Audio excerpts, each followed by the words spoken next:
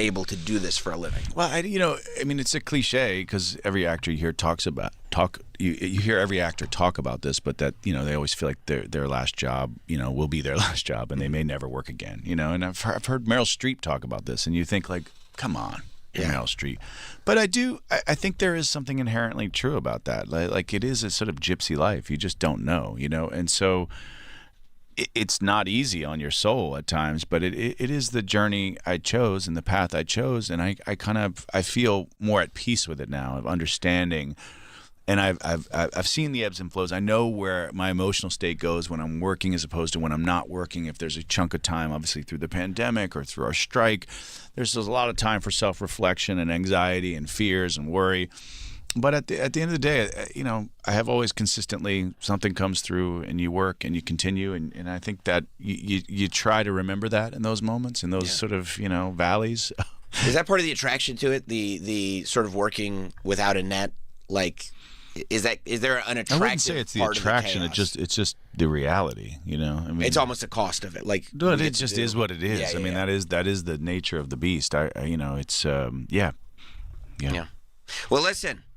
Best Medicine airs Tuesdays, 8 p.m. on Fox. It'll be on the next day on Hulu, so you can watch the episodes. I love that there are still shows being made linearly for television. This is the time that we watch the show. Good. I like that too. You know what I mean? I know. So, as someone who can go crazy binging, it's something nice about having to wait, Right. This is what I do on my Tuesdays. Constantly telling our kids, it's sometimes okay to be bored and wait. You got to wait for things. Not everything comes right away, right immediately, Yeah. So I'm okay with it. No, I took the kids to a WWE show, and on the way home, they were complaining that they had to go to bed so they wouldn't have iPad time.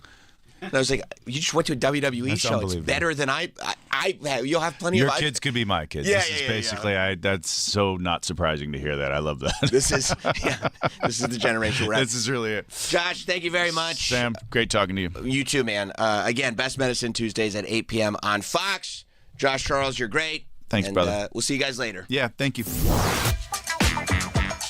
There's more Sam Roberts Show after this.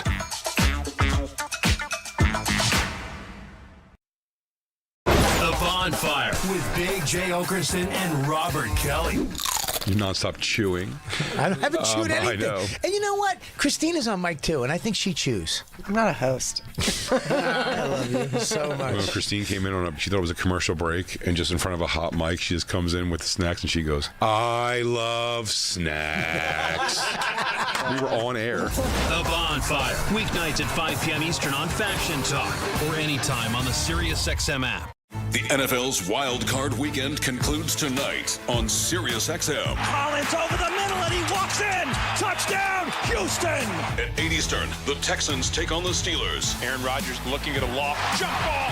Touchdown! Listen on the SiriusXM app or on your radio. Hear the Houston announcers on Channel 83 or 226. And the Pittsburgh broadcast on Channel 81 or 225. Countdown to kickoff with the experts of NFL radio on Channel 88.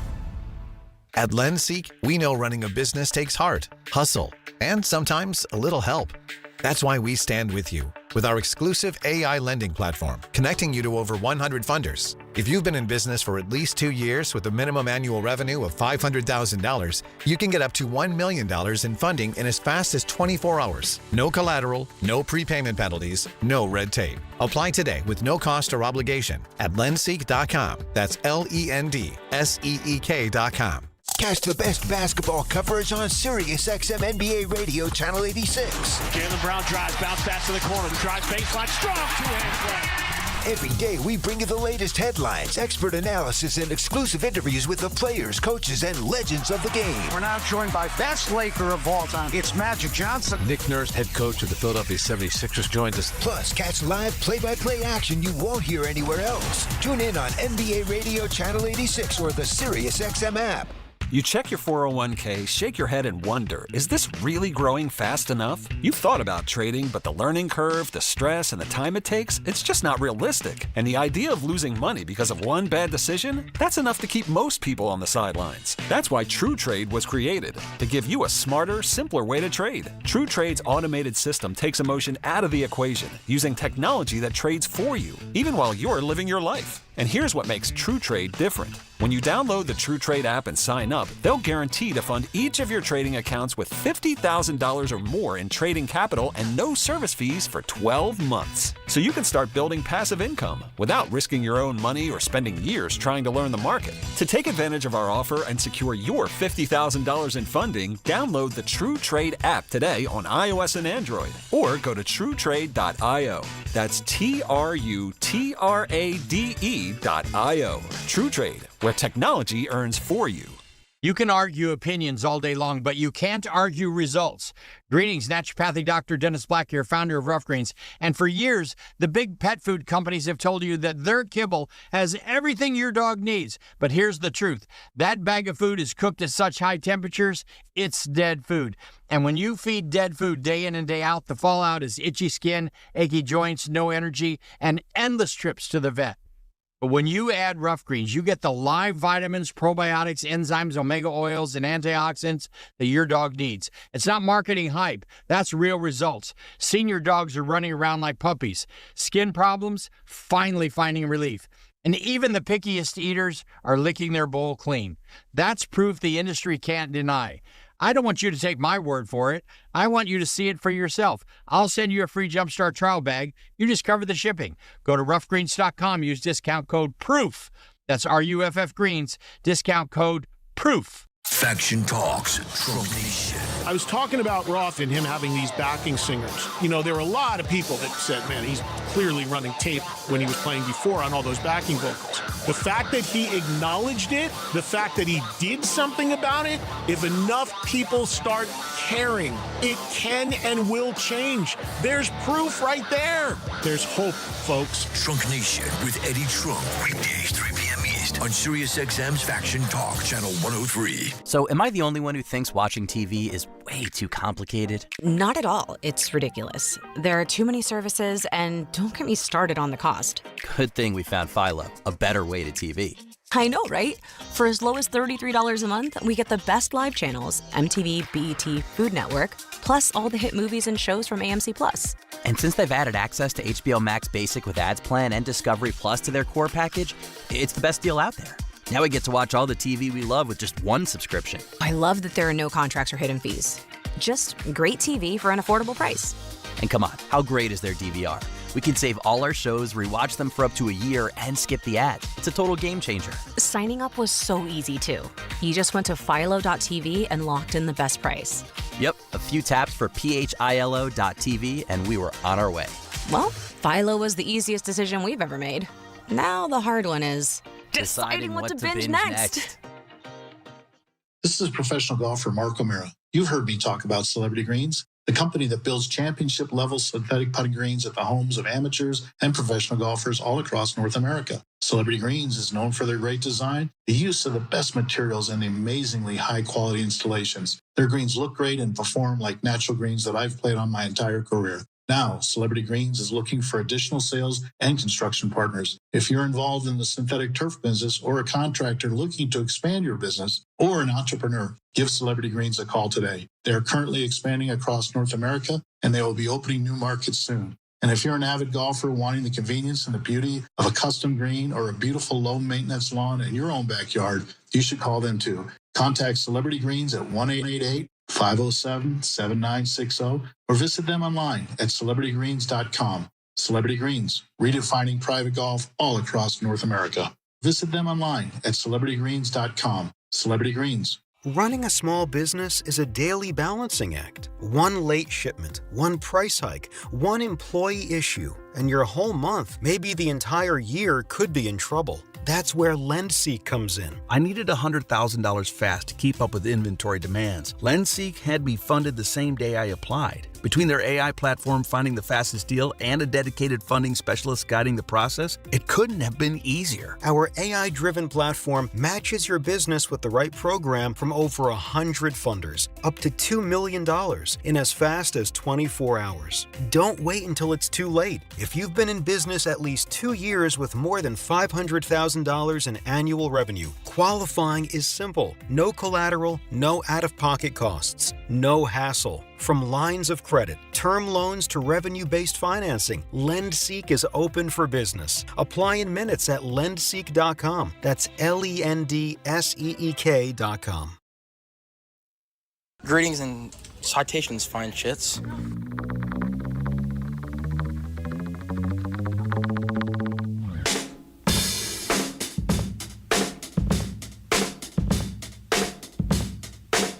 Welcome to Sam Roberts Show.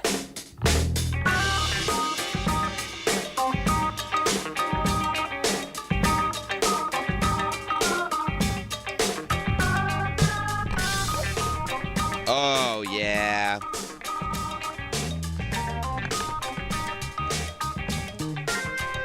Happy Monday. Welcome to Sam Roberts Show. Starting off Monday right. You know, I think I've spoken about this before, but I don't like, I'm very sensitive these days to the how you doing interaction. I think it says a lot about who you are, the way you respond to a question like that, the way you respond to a greeting like that.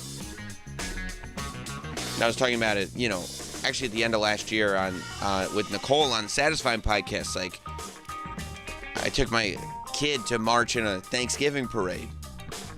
And I asked one of the, I was like, it was like in the morning, obviously. And it was like, whatever, 9 o'clock in the morning. And I was like, I went up to one of the other dads. Oh, yeah, hey, how's it going? He was like, oh, hanging in there. And I'm like, what are you talking about? It's Saturday at 9 a.m. What's to hang in there for? No, it's all good, dude. And so you like, don't know what people are going through. He may be in it. Why are you putting me in it then? Because you asked. Come on. If you really think I want to sit here at a Thanksgiving parade with a bunch of kids all over the place, you really want to know what's going on? No, of course I don't really want to know what's going on. You asked. Yeah, you asked. And I'm sure whatever he's going through, if he was really going through it, go take care of it, Maybe don't go to the parade. Maybe he was doing something earlier in the morning. Like what? It's 9 o'clock. What could he have been doing? I had a guy arguing with his girlfriend the entire ferry ride on the phone. I was like, it is way too early for this. Well, that's great, though. If I said, how's it going? I paused my music so I could listen to the one-sided conversation. Right. If somebody came up to me and they were like, how's it going? I'd be like, great. I just listened to this guy argue with his girlfriend on the boat. It was awesome. But I'm saying he was going through it at 5 in the morning. I'm like, it's so early to argue with anybody. You know what? He's probably living a lifestyle that would dictate that. That doesn't just happen. Yeah. It doesn't just happen. You live your life in a certain way, and you like to convince yourself, oh, how did I get into this situation? You did it. It doesn't just happen that you're arguing on the boat. First of all, you're on a boat. It's one of the best places you could be. It's just a sign of wealth. Amazing. I've seen so many music videos about it. To take a boat to work is a sign of great wealth and success. Even the Staten Island ferry. We're all like Jay-Z on that boat. 100%. You pass the Statue of Liberty. People pay big bucks to get on a boat and look at the Statue of Liberty. You guys all just do it on the way to work like it's nothing. What could you be fighting about? That's right. You're on the boat from Batman. Sometimes when a girlfriend wants to fight, there's no scheduling a fight. It's like, this is happening. I understand that. But you also know when you're in that relationship that you are also somehow intoxicated by the conflict. Because you can get out of something. You know that somebody does that before you're actually doing it. You like to convince yourself, oh, the other stuff is, I'm sure she's not like that. You know she is. You know that you're running that risk. You know that's the tightrope wire that you're walking. But then even around here, like, during a break between shows. Hey, how's it going? Oh, no, I don't. Of course I don't know. I think if I know, it's great. Then great. Somebody last week, back to this bullshit. I'm like, we don't even have real jobs, dude. You work at a radio station. What do you mean this bullshit? It can be so much more. Right, we don't have real jobs. What do you mean back to this bullshit? Go work at a Best Buy. That's we some used bullshit. To know people like that. It's like, you know how good you've got? Bro, I said that happened last week. It happens here. There's a guy that... It happened last week here in the hallway. I see back to this bullshit. I see somebody and I'm like, hey, man, how's it going? What could be so hard? Yeah, I want to grab him and go, trust me, it's fine. Trust me, it's fine. You're doing fine. We may be talking about the same person. Probably. But then I'm like, and I'm starting to lose my faith in humanity. And then I knew it's the wrong people.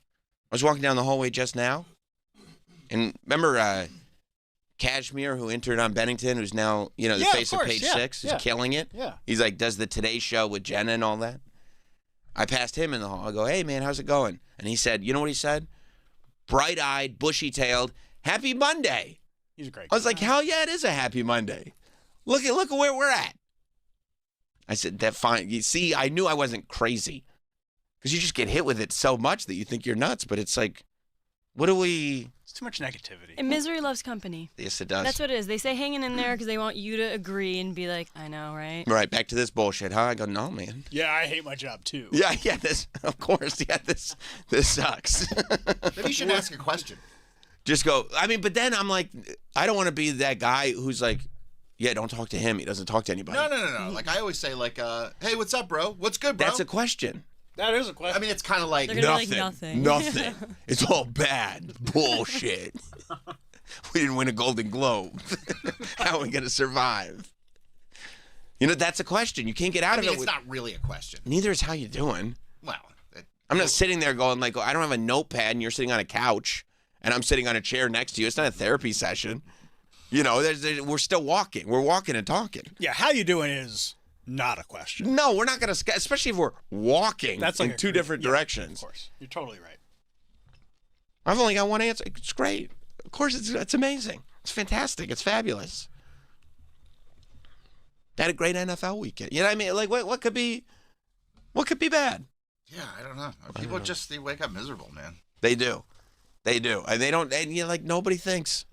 Well, I guess some people do, but nobody thinks maybe I could just not be miserable when I wake up. Like maybe that would help other things not feel so bad all the time. Or think to yourself, like, this attitude is really repellent to other people. When I have this attitude, what a great word. It just makes people want to stay away from me. And maybe I should try to develop a little bit of a better attitude. Right. Let me not ask that guy. Let me not ask that guy how his morning's going. Yeah, let me stay away from that guy. Right. You're repelling. But it is. I mean, it is. It's repellent. You know it is. Like, there's energy you're attracted to, and there's energy you're like, I want to stay away from that person. 100%. I don't like the way that person makes me feel. Right.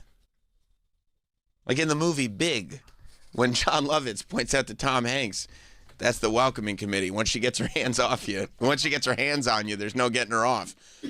And Tom Hanks goes, oh, stay away from her then. John Lovitz doesn't know what to do. But he doesn't know. It's 13-year-old Josh Baskins. He doesn't understand. Just in a man's body. Yeah, so, but it was nice that and guess what? Page 6 Radio is killing it. I don't think that's a coincidence. No. I was, though, see, and maybe like this weekend specifically, like I could see Eagles fans showing up to work kind of bummed out. Oh, I'm not really good today. Yeah, exactly. If McClure is feeling a certain type of way today, I can understand that. He went through it. Now, I think that, like, last week, Travis handled the Ravens loss in a little bit of a more mature way. But a lot of, as we talked about last week, a lot of football fans are not so, like, intellectual about it. Right. It's a very emotional thing, as Mike pointed out. Mainly because they create all their own little games at home, so it becomes personal for them and not just observant. Yeah, yeah. But isn't that annoying too? What? If somebody's like so emotionally attached to a game that they have to come in and it affects their day.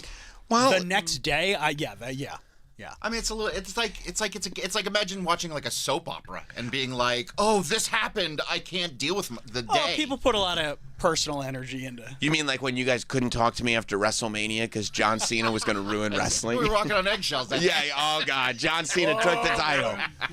Rock didn't even come out. Don't talk to Sam today. Yeah, no. I mean, a bad guy won the title on SmackDown, so I'm surprised. I mean, luckily that was Friday, and I've had the weekend to kind of breathe.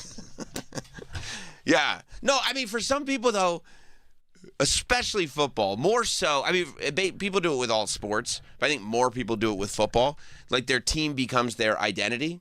And I kind of have some level of empathy for it because it's like there are spots in life where you have gotten yourself into a miserable position. You know what I mean? Like you're not happy with your job, but you're in too deep now. You can't quit. You're not in the greatest relationship in the world. You're fighting on the boat at 5 o'clock in the morning, but you're in too deep. It's going to cost you to get out. So what do? You just escape, and you're already kind of annoyed that it's a short season. Like you've only got these months. You talk to a real football fan, and like what they go through after early February is like it's real tough for them. And I think that it's because it is an escape. Like they identify Philly is a great example. They live as an Eagles fan, and then everything else is kind of below that. It's like Eagles fan first, father, husband, job. And you have to imagine that a lot of the Eagles fans are probably in those aforementioned toxic relationships. Oh, yeah, it's Philly. I mean, yeah. You kidding me? Yes. I mean, the fact that I'm rallying against it this morning has everybody that's listening to us in Philly going, what the hell is his problem? Yes, there's a lot of, if there were boats in Philly, people would be fighting on them. I mean, on a good day, they're chain smoking outside of a Wawa. Right, that's a celebration. Yeah. Yeah, and especially because they made this great mistake where they gave Philly hope.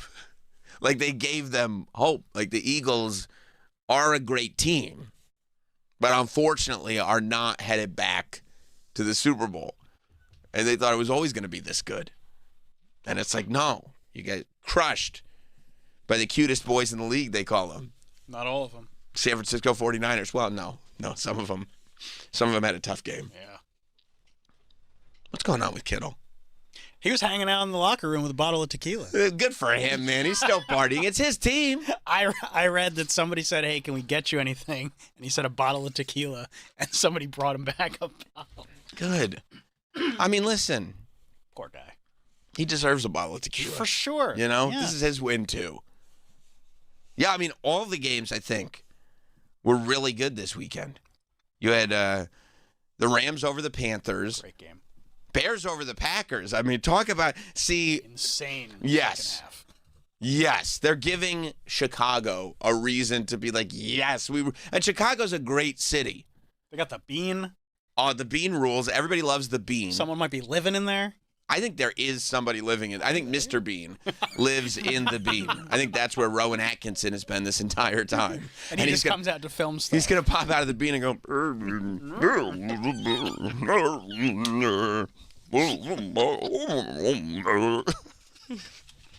Yeah, I think that's what's going on. That's why they call it. Is there a better universally beloved piece of comedy than Mr. Bean? Mr. Bean is goated of all goats. No. I mean, just physical comedy at its absolute highest possible positioning. Yeah, because it's not wild. No, it's not like subtle, if anything. Pratfalls. And sometimes it's just like a raise of the eyebrows. He's a master. Yeah, he's the best. He's the best. And he lives in that bean. Yeah. But, I mean, it's rough winters over there. Yeah. But the fact that they made it, but it's such like a great working class town. The fact that it was like we ain't licked yet. You know what I mean? These Chicago Bears. I hope we get another Super Bowl shuffle. I wouldn't mind it. I hope we get. I hope they become a phenomenon. Yes, they beat Green Bay, 31-27. Yeah, they were down 18 points in the first half, and then. What'd they get? Scored 25 in the fourth quarter. Yeah, they were down by over 10. It was awesome. With like 5 minutes left in the whole game, right? Yeah. Yeah. NFL playoffs when you've got nobody to root for is so much fun. Yes, when you can strip the emotions out of it. Like I would like for this team to win, I would like for that team to win, but like yeah, these games are so good. And then you could just enjoy like, oh, this is fun. Yeah. I mean, that's kind of how I watch every game. That's probably why I enjoy it. I'm not emotionally attached to any team. I still haven't gotten there. But I love seeing these stories. I love seeing these comebacks. I mean, it's a heightened human drama. Yeah. You get to enjoy the whoa moment without any kind of emotional implications. Yeah, and I get to enjoy them on both sides. Yeah. Like another whoa moment. That's great. And then also, like, participate. Like kind of, like, enjoy you know, when you have a game like this and the fans celebrate, or like Buffalo getting to celebrate that victory. Buffalo was a great example because I don't want the Bills to win. Right. But like when Trevor Lawrence threw that pick at the end of the game, it was awesome. Awesome. Like, this rules. And Josh Steinfeld just kept coming back and coming back. Is that his name now? I think so. He took hers. I think he took Okay. Haley's name. Yeah. Yeah. He was playing with a chip on his shoulder after watching Sinners so many times. Yeah, he was. Yeah. Yeah, he was. He said, I don't want anybody making wisecracks. I don't want anybody talking shit. I dare you to talk some shit. For sure. For sure. Josh Steinfeld. Yeah, I feel like Josh Allen and Haley Steinfeld are like definitely the much lesser of the annoying celebrity couple. Yeah, because, I mean... Like, people don't seem very bothered by it at all. And I don't think either of them are very, like... No, public facing, and no, they just seem like they're like, no, we do what we do it well, but they both come across as normal human beings. Josh is a good dude. Like, you see videos of him interacting with kids. Yes. Like, he's a good dude. Yes. Yes. Yeah, that was a great game.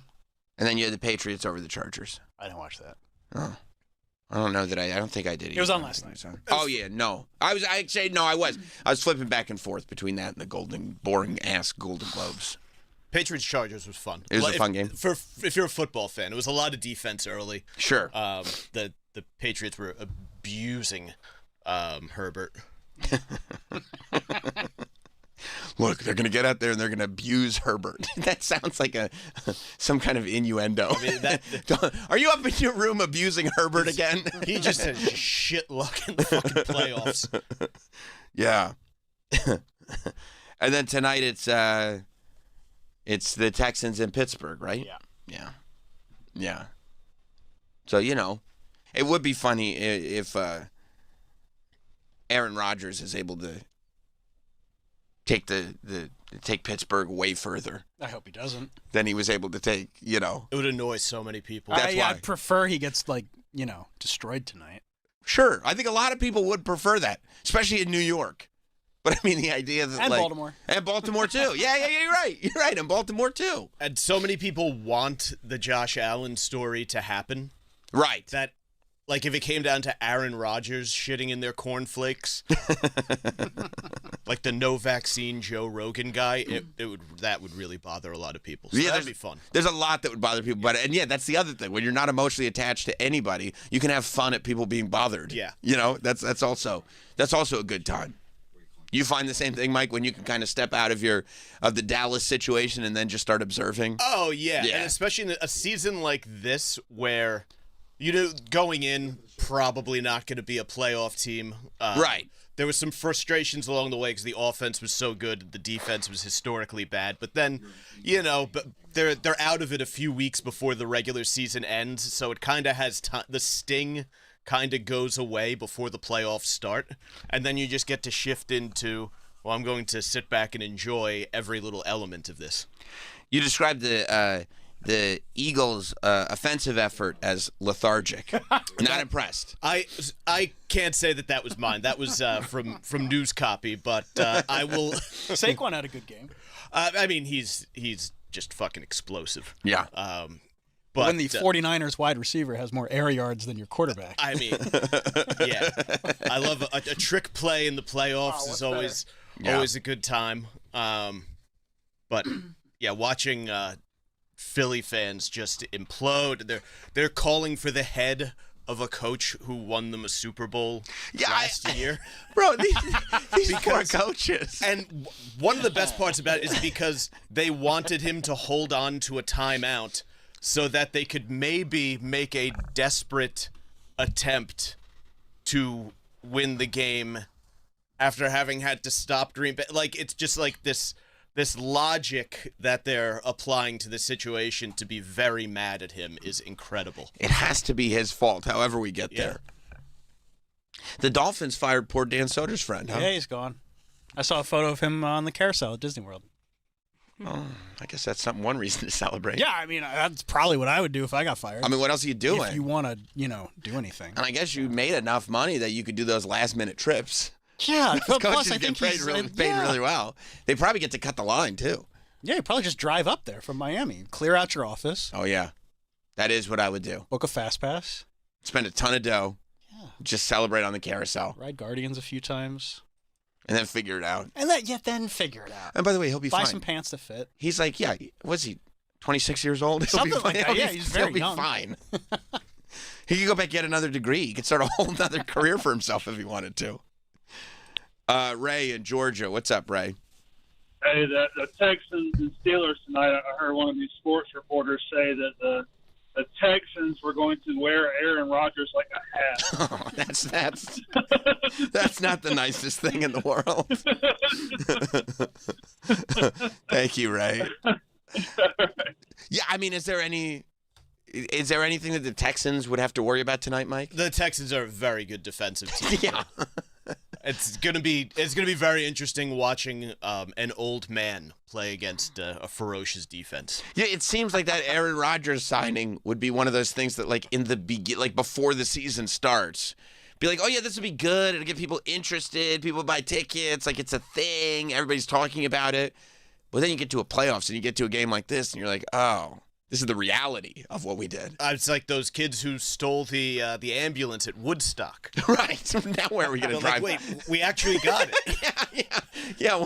Once you get those lights moving and you're driving, well, what are we going to do with this thing? Where are we going now? But then again, he did get you there, so. Yeah. And it could, I mean, you can look around the division, Lamar, Burrow. And furious Jets fans are fun. That too. You know what I mean? You want that, don't you? The Jets are like the one team I kind of have some empathy for because of the local teams, they're the ones that I don't hate. You hate Giants more. Yeah, I hate the Giants. The Jets being the opposite, the inverse of the Giants. I'm just kind of like, all right, whatever. Like I've always had amiable relations with them. Most of them are Mets fans. And a lot of Yankee fans are Giants fans. Giants. Yeah, that's the overlap. Yeah. Yes. For whatever reason. Reason. Marte's disease. That's right. They're like the Rangers as opposed to the Islanders if they're going over to hockey. Yes. Yeah, they like to fight for it. Yeah, Marte. I've succumbed to Marte's. Yeah. No, I. Couple more months and he can be a Knicks fan. Well, not until. Yeah, that's true. That's true. If they go all the way. All they got to do is get in the playoffs. Not the beginning of the playoffs. No. They have to at least get. Not until the quarterfinals. They got to win a series. Yeah. You'd have to be. Quarterfinals is usually where it picks up. Bing bong. Yeah. Shut up. That's right. Oh.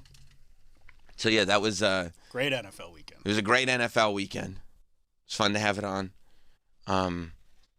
Especially because I was bumming out because I feel like we're not treating our legends right. You hear what they're doing to Daniel Stern? Well, I mean. Fucked up. Marv from Home Alone. That's the No, I know. That's the voice of Wonder Years. Yeah. That's the pitching coach for the Henry Rowan Gardner Chicago Cubs. Oh, that's right. Daniel Stern. They're kind of fucking with him. It's not right. It's not right. Home Alone. This is Marv. Timothy Busfeld, on the other hand. I think that's justified. Look, I understand at one point he was beloved, but sometimes we have to let everybody go. I get it. He's got a nice man's face, but you got to let him go. This Daniel Stern, and for it to come out in the same weekend, not right. Same weekend as what? The two celebrity stories. They're not similar. Yeah, no. Home Alone star Daniel Stern, cited for soliciting prostitution in California. Here's what's fucked up about it. He was cited for it because it's like a misdemeanor. Soliciting prostitution, meaning that it's like $1,000 fine. It's not a big deal. It's nothing except it's $1,000 fine and they get to post your name all over the newspapers and put pictures from you in Home Alone. And you're like, well, that's not fair. That's not cool. That's not right. Yeah, he's one of the, well, depending. Sticky. Yeah. We're the Sticky Bandits. Yeah. Yeah, maybe, and that's what I heard. You like to just play, you like to hire somebody, they play Sticky Bandits, and then, and then that's it. But, come on. Daniel Stern, who I'm sure in real life He's got to beat these ladies off with a stick. You know what I mean? That's Marv from Home Alone. Is that a recent photo? Yes, it is. Yes, Then yes, definitely. yeah. And you know what he's doing with himself now? He's a sculptor. He's just making sculpture. Yes, because I read the article about him getting popped for prostitution, and what made me realize that there's no reason to write this article is that 80% of the article is another article. There was another article about him helping decorate. They decorated the original Home Alone house for Christmas. Okay. And they hired... By the way, it looks like... Why does everybody want to live in a dentist's office? Like the Is that original... what the- Yeah, it's all. Yeah. It's just like shitty and white and, Right. you know, like has no character at all. It's a catalog house. It's a catalog house. And you look at like photos of what the Home Alone house used to look like. It's insane. It's all warm and toasty. Yeah, it looks like a lived-in home. No, they made this one look like a Chipotle now. Exactly. Like it looks they're- like the new Cracker Barrel. Right, let's just gray it out and make it woke. But yeah, so like I'm reading this article and like the first the first two ads, that's how you break it down, are the first two ads are he got popped for prostitution and for soliciting prostitution. He wasn't a prostitute himself. That'd be cool. Although he's 68 years old. He said he could face up to 6 months in jail or a $1,000 fine if convicted. So he's gonna have to pay $200 and have to deal with this. But then after those ads, it goes, by the way, you know what he's been up to now?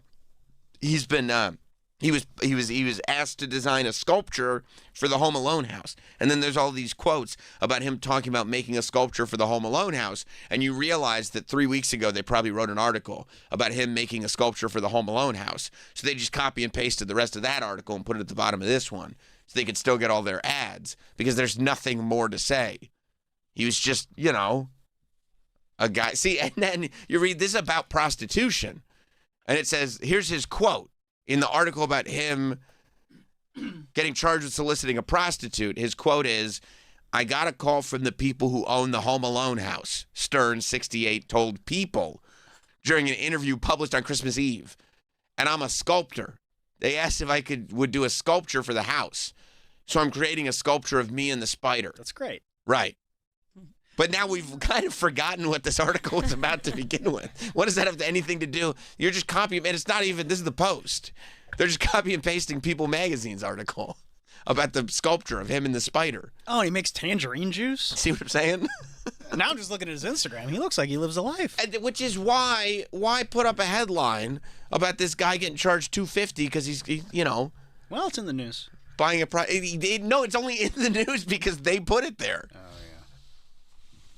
I mean, he probably paid more for the prostitute than he's going to have to pay for the fine for getting the prostitute. He didn't get And he doesn't even get the prostitute. No, he was just soliciting. There wasn't a Do you get your transaction. money back? That's a good question. No, you got to use the prostitution money on the fine. I think it's The still. fine should be whatever you were going to pay. It should be. And then just let it be. So you're saying like high priced escorts, higher fine.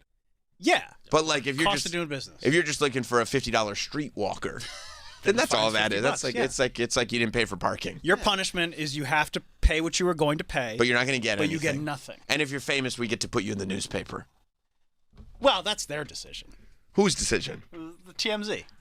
Or the Post? Or the Post. Or anybody else? I'm sure the Post got it from TMZ. Because now he's going to, if he can't go to an airport anymore, because Adam Glynn's going to be there with his video camera. And he's going to Adam's go. still doing that? Yeah, he is. He's killing it. Good. He's killing it. His TikTok is crazy.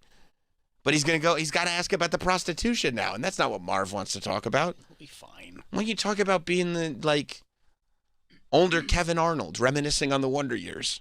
Talk about that. Talk about that time he got locked up in the equipment locker while the Cubs were in the playoffs. Talk about that. Talk about the sculptures. Talk about the tangerine juice. Don't you want to know more about the tangerine juice? He looks like he's got a whole setup. He does. Like, he did it right. He got famous, and instead of getting all weird, he, like, started doing farm shit, which is the best. I love that. When you hear just, like, people get famous and they make, like, enough money. Like, he didn't make $1 billion. Right. But he had a couple of big hit movies. It's enough money for a regular person to retire off of. So he just decided to be a regular person and retire off of it. And now they want to rake him over the coals because he wanted a little prostitution. You know what I mean? Like, come on. Did you just hear about the guy arguing on the boat? Do you not understand why sometimes you just want a little prostitution? Nobody's getting hurt by this. Less of a headache. It's like, I don't want, like, I just want some physical interaction. That's it. And then I want to get back to my tangerine juice and sculpting. That's it. I kind of like to know how it went down. Like Me too. soliciting. Like, I would assume it's somebody on the street. The way they phrase it that way, it feels like that because otherwise you would think it would have to be a whole sting operation. And I can't imagine that they'd put forth a whole sting operation for a misdemeanor.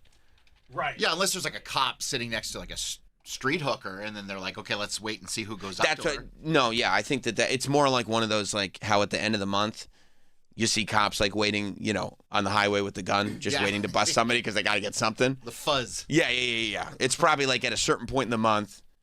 It's like They one meet their quota. Right. And there's a couple of female officers that go out and go like, okay, we'll be prostitutes tonight. We'll just get a bunch of dudes, a bunch of horny dudes. We'll give them tickets. He was cited at a hotel in California. I wonder if he met somebody at a bar. No mugshot because it's a misdemeanor. I hope they didn't set him up. Like it was just a random thing, not like. I would hope it's a random because again, if you set this up, that's crazy. No, we really want to get $300 out of Daniel Stern. Like that's not fair. No, it was. Yeah, he probably doesn't have $300 to spare. Well, he sells a lot. They must have given him a pretty penny to make the sculpture for the house. Yeah, but the other ones is anybody buying his other shit?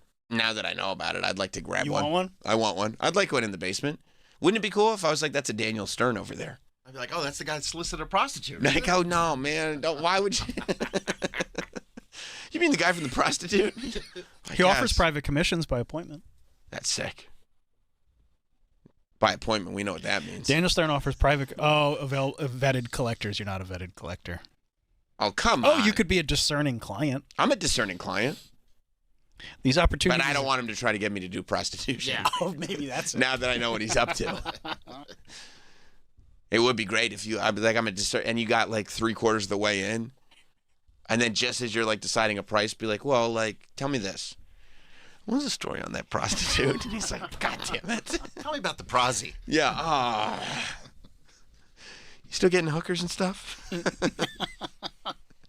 Why? Do you want the sculpture? No. I'm not really going to buy the sculpture. No, I'm not. I want to talk to you about this. I actually don't have any money. I don't have any cash on me. I don't have Apple Pay either, so I don't know. No, I'm not buying anything. I'm like Danielle at the Diamond District right now. I don't have anything to shake down.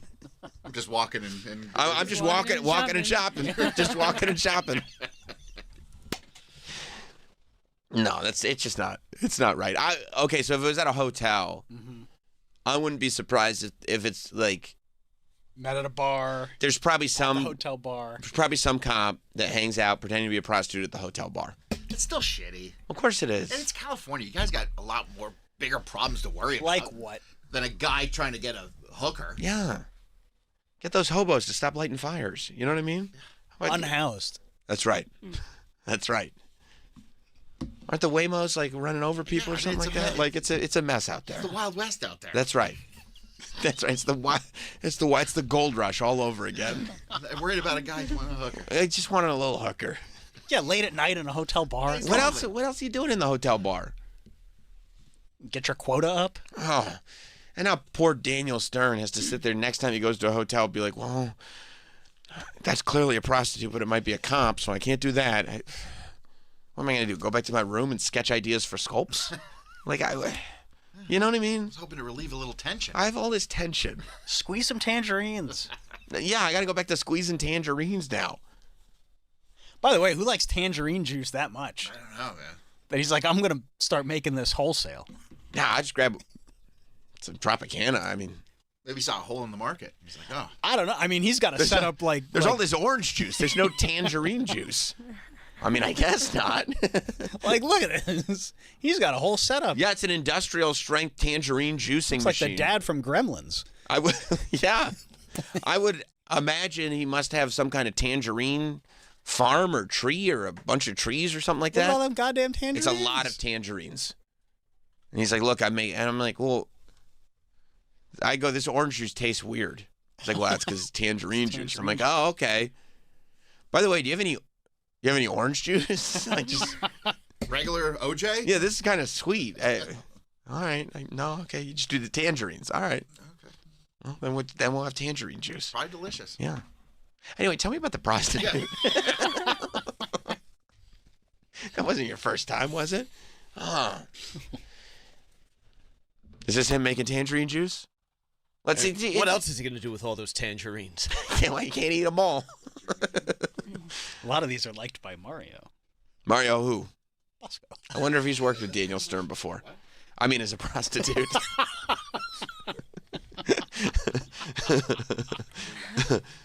Let's see what he's got to say about the tangerines. A little bit more of the inside game. Same voice. So this is the cleansing area. I get them out of the bin there, and I go like this. He's a kid. He's a kid. See how this is done. It's a fascinating process, and a prime example of how unsanitary my whole process is. These have been out on the trees, dust filled. I'm putting them in my sink and just doing this to them. Then I'm going to put them in that machine and squeeze them, and who knows what's going to get in there during that process. So I think I am setting a prime example of why we need health departments, health workers, regulations, because if everybody was making their tangerine juice, let alone their pork chops this way, pork chops, I think we'd all be in trouble. All right, gonna get back to it. What a great guy. I love it. What a great guy. And by the way, 150,000 likes. Based on how it seems like they're preparing food, I'm kind of more into Daniel Stern's sink than anything they're doing in these factories. Oh, 100%. Could have done without his big government grandstanding. That's right. Yeah, it's weird that he sided with big government on that one. But I bet he won't anymore. maybe not Guess what big anymore, government did to him? He's just trying to get lucky in the hotel bar. Doesn't mind paying a little bit. Put some of that Chris Columbus money into it. And then they get him. What does he do now? He's got to pay the ticket. He's got to go back up to his room. Or do you just stay there and hope like you find another prostitute that's not a cop? Odds are. Yeah, there's no way I'm going to get busted twice. Mr. Stern, I'm the same officer that you just spoke to? Oh. I'm just wearing a different wig. Oh, okay. Never mind that. No, I'm going to give you a second ticket. Ah! That's the only thing that would have been worse if the headline had been Daniel Stern gets popped for prostitution twice in 15 minutes. No, but there should be a law like if you get pulled over because you got a busted taillight, you can't get pulled over an hour right, you later. can't go and get it. It's still busted from before. Yeah, it's like you just got me. Right. But same thing for prostitution. However, if you speed off after you got pulled over for speeding, they can grab you again. Different offense. For speeding again? Speeding and busted taillight. No, I'm saying if they pull you over for speeding, and then you sure, speed off, they could get you again. And I feel like prostitution and speeding, more like, okay, they're trying to get as many tickets as they can. Okay. I think we got one. All right, I see what you're saying. You know what I mean? Poor guy. No, he's just trying to make tangerine juice. And he's like a legend, too. Like, why would you do this to a legend? Yeah. I wonder if the cop knew that, and the cop was talking to Daniel Stern and was trying to be, please don't talk to me. You don't want to do this. Yes, I do. You don't want to do this. Yes, I do. Here's some money for prostitution. Now I have to give you the ticket. Probably didn't know who it was. What? Remember that cop didn't know who Justin Timberlake was? He's going to ruin the whole tour. What tour? The world tour. That's how he says it? That's how I read it. Yeah. That's always how I read it. The world tour. I wanted it to be like, I didn't want it to be angry. I wanted it to be pathetic. The world tour. You don't think he went, the world tour? Very performative. Yeah. That's another way he could have done it like The Greatest Showman. Like he's going to break out into song right there in the Hamptons. Yeah. It could have been that way too. I'd love to interview that cop to find out exactly how it all went down. He's with City Slickers. I know. I forgot about the legend of Curly's Gold. That's the second one. I didn't know he directed Rookie of the Year. He did? Yeah. No wonder he managed to get that great part. He gave it to himself. Probably wrote the whole movie just around that part. Imagine if he directed Rookie of the Year, except he was method acting as the pitching coach. So he was just like that weirdo guy the whole time. I will tell you this. In Rookie of the Year, when Daniel Stern accidentally locks himself between the two doors of the adjoining rooms, it's one of the best gags ever. Because you know what I mean? You've never seen that before. You think, like, what if? But when he's stuck... His character's so good. It's so good because, the adjoining doors, you can only open from one side. So he's, like, right up on the door knocking and knocking and knocking, but then his door closes behind him. And now he's stuck between the two rooms for the whole entire game. For hours he's stuck in there with, like, no room. It's great. What a great bit. He's got to wait there until Henry comes back. His son is a senator. Dad. I told you. No more prostitution. Hey, Daniel Jr. No, that's not. I got to tell you. His name's Henry. Henry? Named him after Rookie of the Year? Henry no, Rowan Gardner he's Stern. 43. So I'm pretty sure Rookie of the Year. Well, then he named Rookie of the Year after Henry. Henry Rowan Gardner Stern. One day, I will direct a film. His middle name is not Rowan. It is Rowan Gardner. Senator Rowan Gardner? That's actually my middle name. Oh, Senator Henry? No, that's the first name. Oh, this poor guy. Oh, man. Yeah, there he is. You had to call him up and be like, Hank, listen. You're going to read about some stuff. It's not the best. What, the tangerine juice? No. First thing I want to tell you is this. It's a misdemeanor. What, Dad? No. It's going to end up in the papers because, I don't know if I told you this, I'm the guy from Home Alone. Yes, I know. Yes, I know who you are. You're my father. Okay, well, listen. Your mother and I... No, just tell me what happened.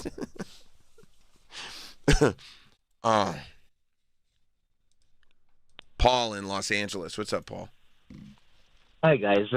When I think of Daniel Stern after Home Alone, did you guys remember that he was the voice of the adult Kevin Arnold narration in the Wonder Years? Of course. That show. So when I think of that, I'm like, oh man, that guy got busted for prostitution. I know. What a bummer. And then I think about, thank you, buddy. I think about him getting busted for prostitution, and then his own voice doing voiceover from a couple years later, going, "That's when I realized the answer had been love the whole time." You think it's because he and Winnie didn't end up together? Look, because Winnie, that bitch. She got all, after Kevin had just bent over backwards listen, the fact that Kevin was flirting with, Becky, remember Becky? I remember Becky. Becky was, a witch, okay? Because Kevin's not used to getting this kind of attention from girls. Winnie is kind of playing games with him, and Becky just swoops in, puts him in a situation he can't say no to, and then Winnie is able to use that to then start hanging out with the jocks, which Kevin can't compete with. No. And then he realizes Becky is this crazy person. It was... Growing up is tough. Not for me, but for the guy that I watched, Kevin Arnold. I had to learn from his mistakes. What a great show. The Wonder Years? Yeah. It's the best show. Yeah. Well, speaking of the tour, Justin Timberlake's world tour. Apparently, I found out over the weekend that Britney Spears is not touring in America anymore. That's right, not performing. Right. She's not going to perform anywhere in America. You want to know why? Yeah. Me too. Well, I'm sure she said why. Well, no, she didn't actually. That would be where you're wrong. That would be not a safe bet. Although I do know that it's something big. Because Britney, listen, if Britney was not of sound mind and body, she'd be under a conservatorship. So she's not under a conservatorship, so she's fine, by the way. Before anybody jumps to conclusions, Britney is fine. We're leaving her alone, and she's okay. She's not locked in that giant vestibule anymore. She's good to go. But she vowed to never perform in the United States again for extremely sensitive reasons. Oh. Yep. And that's that. Epstein? I don't know. I don't know. I feel like Epstein went beyond the United States. I mean, Extremely sensitive reasons. Epstein got old Randy Andy's royal title stripped from him. Now Randy Andy is the only title that Prince Andrew has. Yeah, she said, sending this piano to my son this year. Shitty gift. Well, also, like... I wouldn't want a piano. Pianos are cool. You got to learn how to play them is the only thing. Yeah, and you got to have space for it. I wouldn't have space for that. She's got that big vestibule. I don't think they live with her. Oh. They live with K-Fed. Oh, and you don't want him just, like, plunking down Popo Zao on that thing. That's not what that's built for. No, I don't think that's what they're worried about. Like, what are you playing? Oh, this is Popo Zao. Built for. Yeah, I don't know. They don't want that. This is just a different arrangement of Popo Zao. Yeah, it's the only one he knows on piano right now. He's working on some other ones. No, if you have I'll tell you what, if I had that piano and I got it from Britney Spears, I'd be like James Franco in Spring Breakers. I'd put like a ski mask on and I'd start performing every time on the piano with a bunch of hot chicks in bikinis around me. It's one of the best scenes in any movie ever. Great director. He is a great director. Yeah. David Letterman legend. Yes. He got banned from the show for going through guest purses. Those appearances are awesome. Awesome. I watch them like multiple times a year. Sending this Harmony Korine, is that his name? That sounds right. Sending this piano. This is what Britney said. She said this on Instagram. It's a picture of her. Yep. Nice. I'm good at stuff. It's a picture of her from back in the day sitting on this piano. And it says, sending this piano to my son this year. Which, I mean, by the way, there's like 50 possible weeks that she could send this son to her piano. Yeah, you're really, yeah. We're 12 days in, Brittany.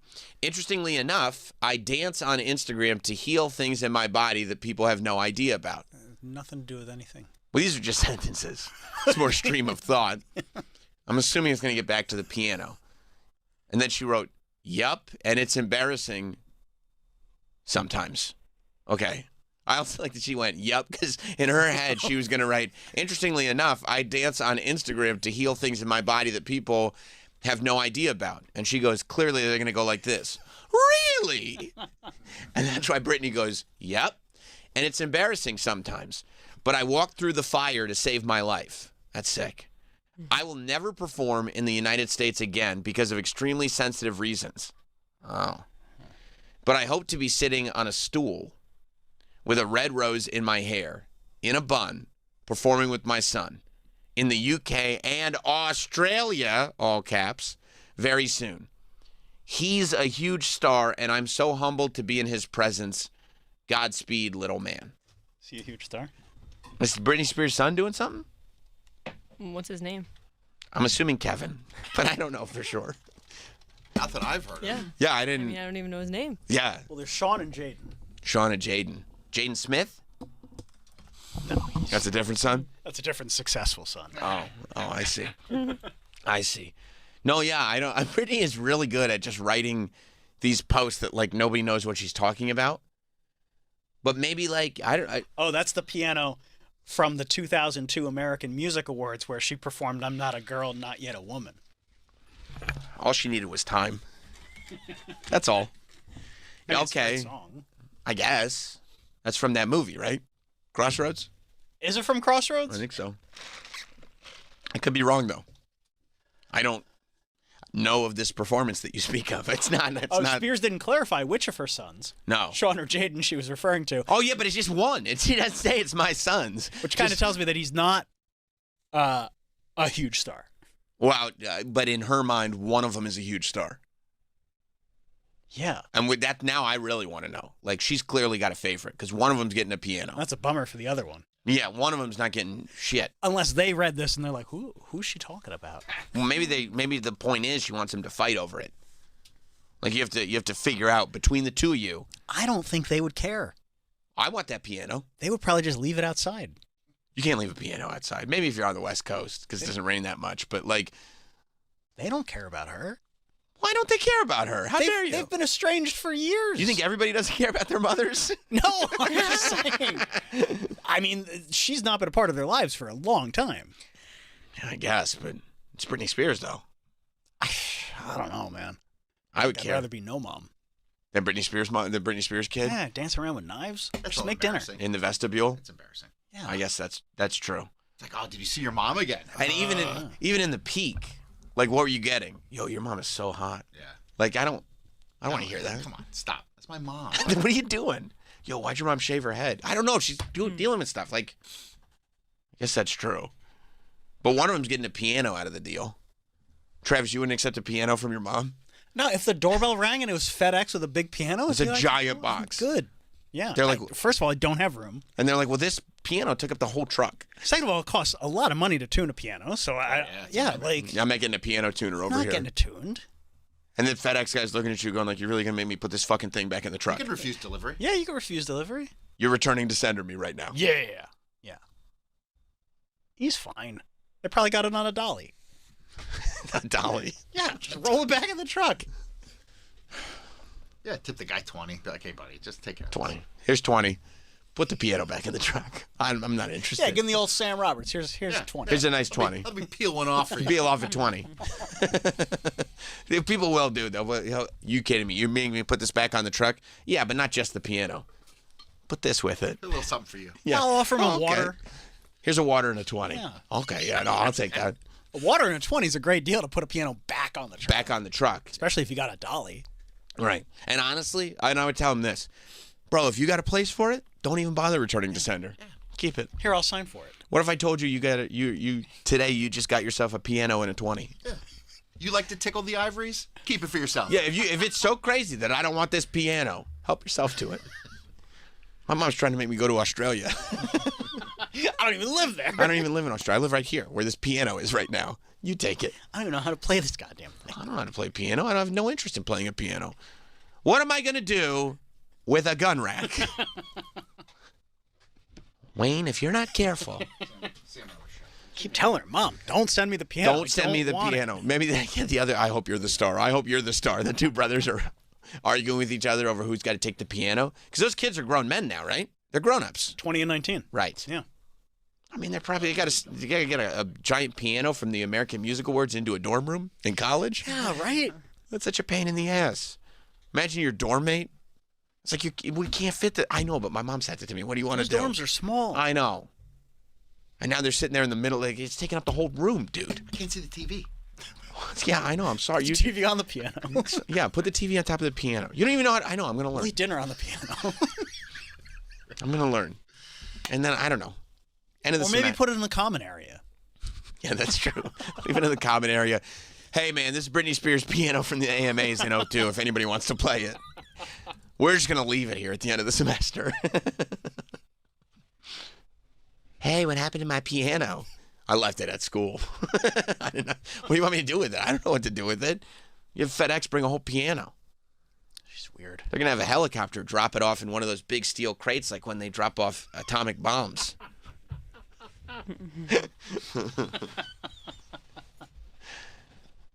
Yeah, that is. I want to know why she's not. I would go see her in the States. Can't. Well, I'm not going to Australia. I'd like to know why. Me too. Extremely sensitive reasons. Well, yeah, what does that mean? You think it's Tommy Mottola related? I don't know. Could be. You think it's George Soros related? Well, possibly. Anything could be, right? Anything's possible. Maybe she burned all like the booking agents or something. And they won't work with her? Maybe she's like promised tours and then backed out. Or Well, remember, I'm sure the insurance on booking her is a lot. insane. Remember when she was supposed to do that thing in Vegas? But backed out? Yes. And she like even backed, like they forced her to do the press conference and she just kind of walked out?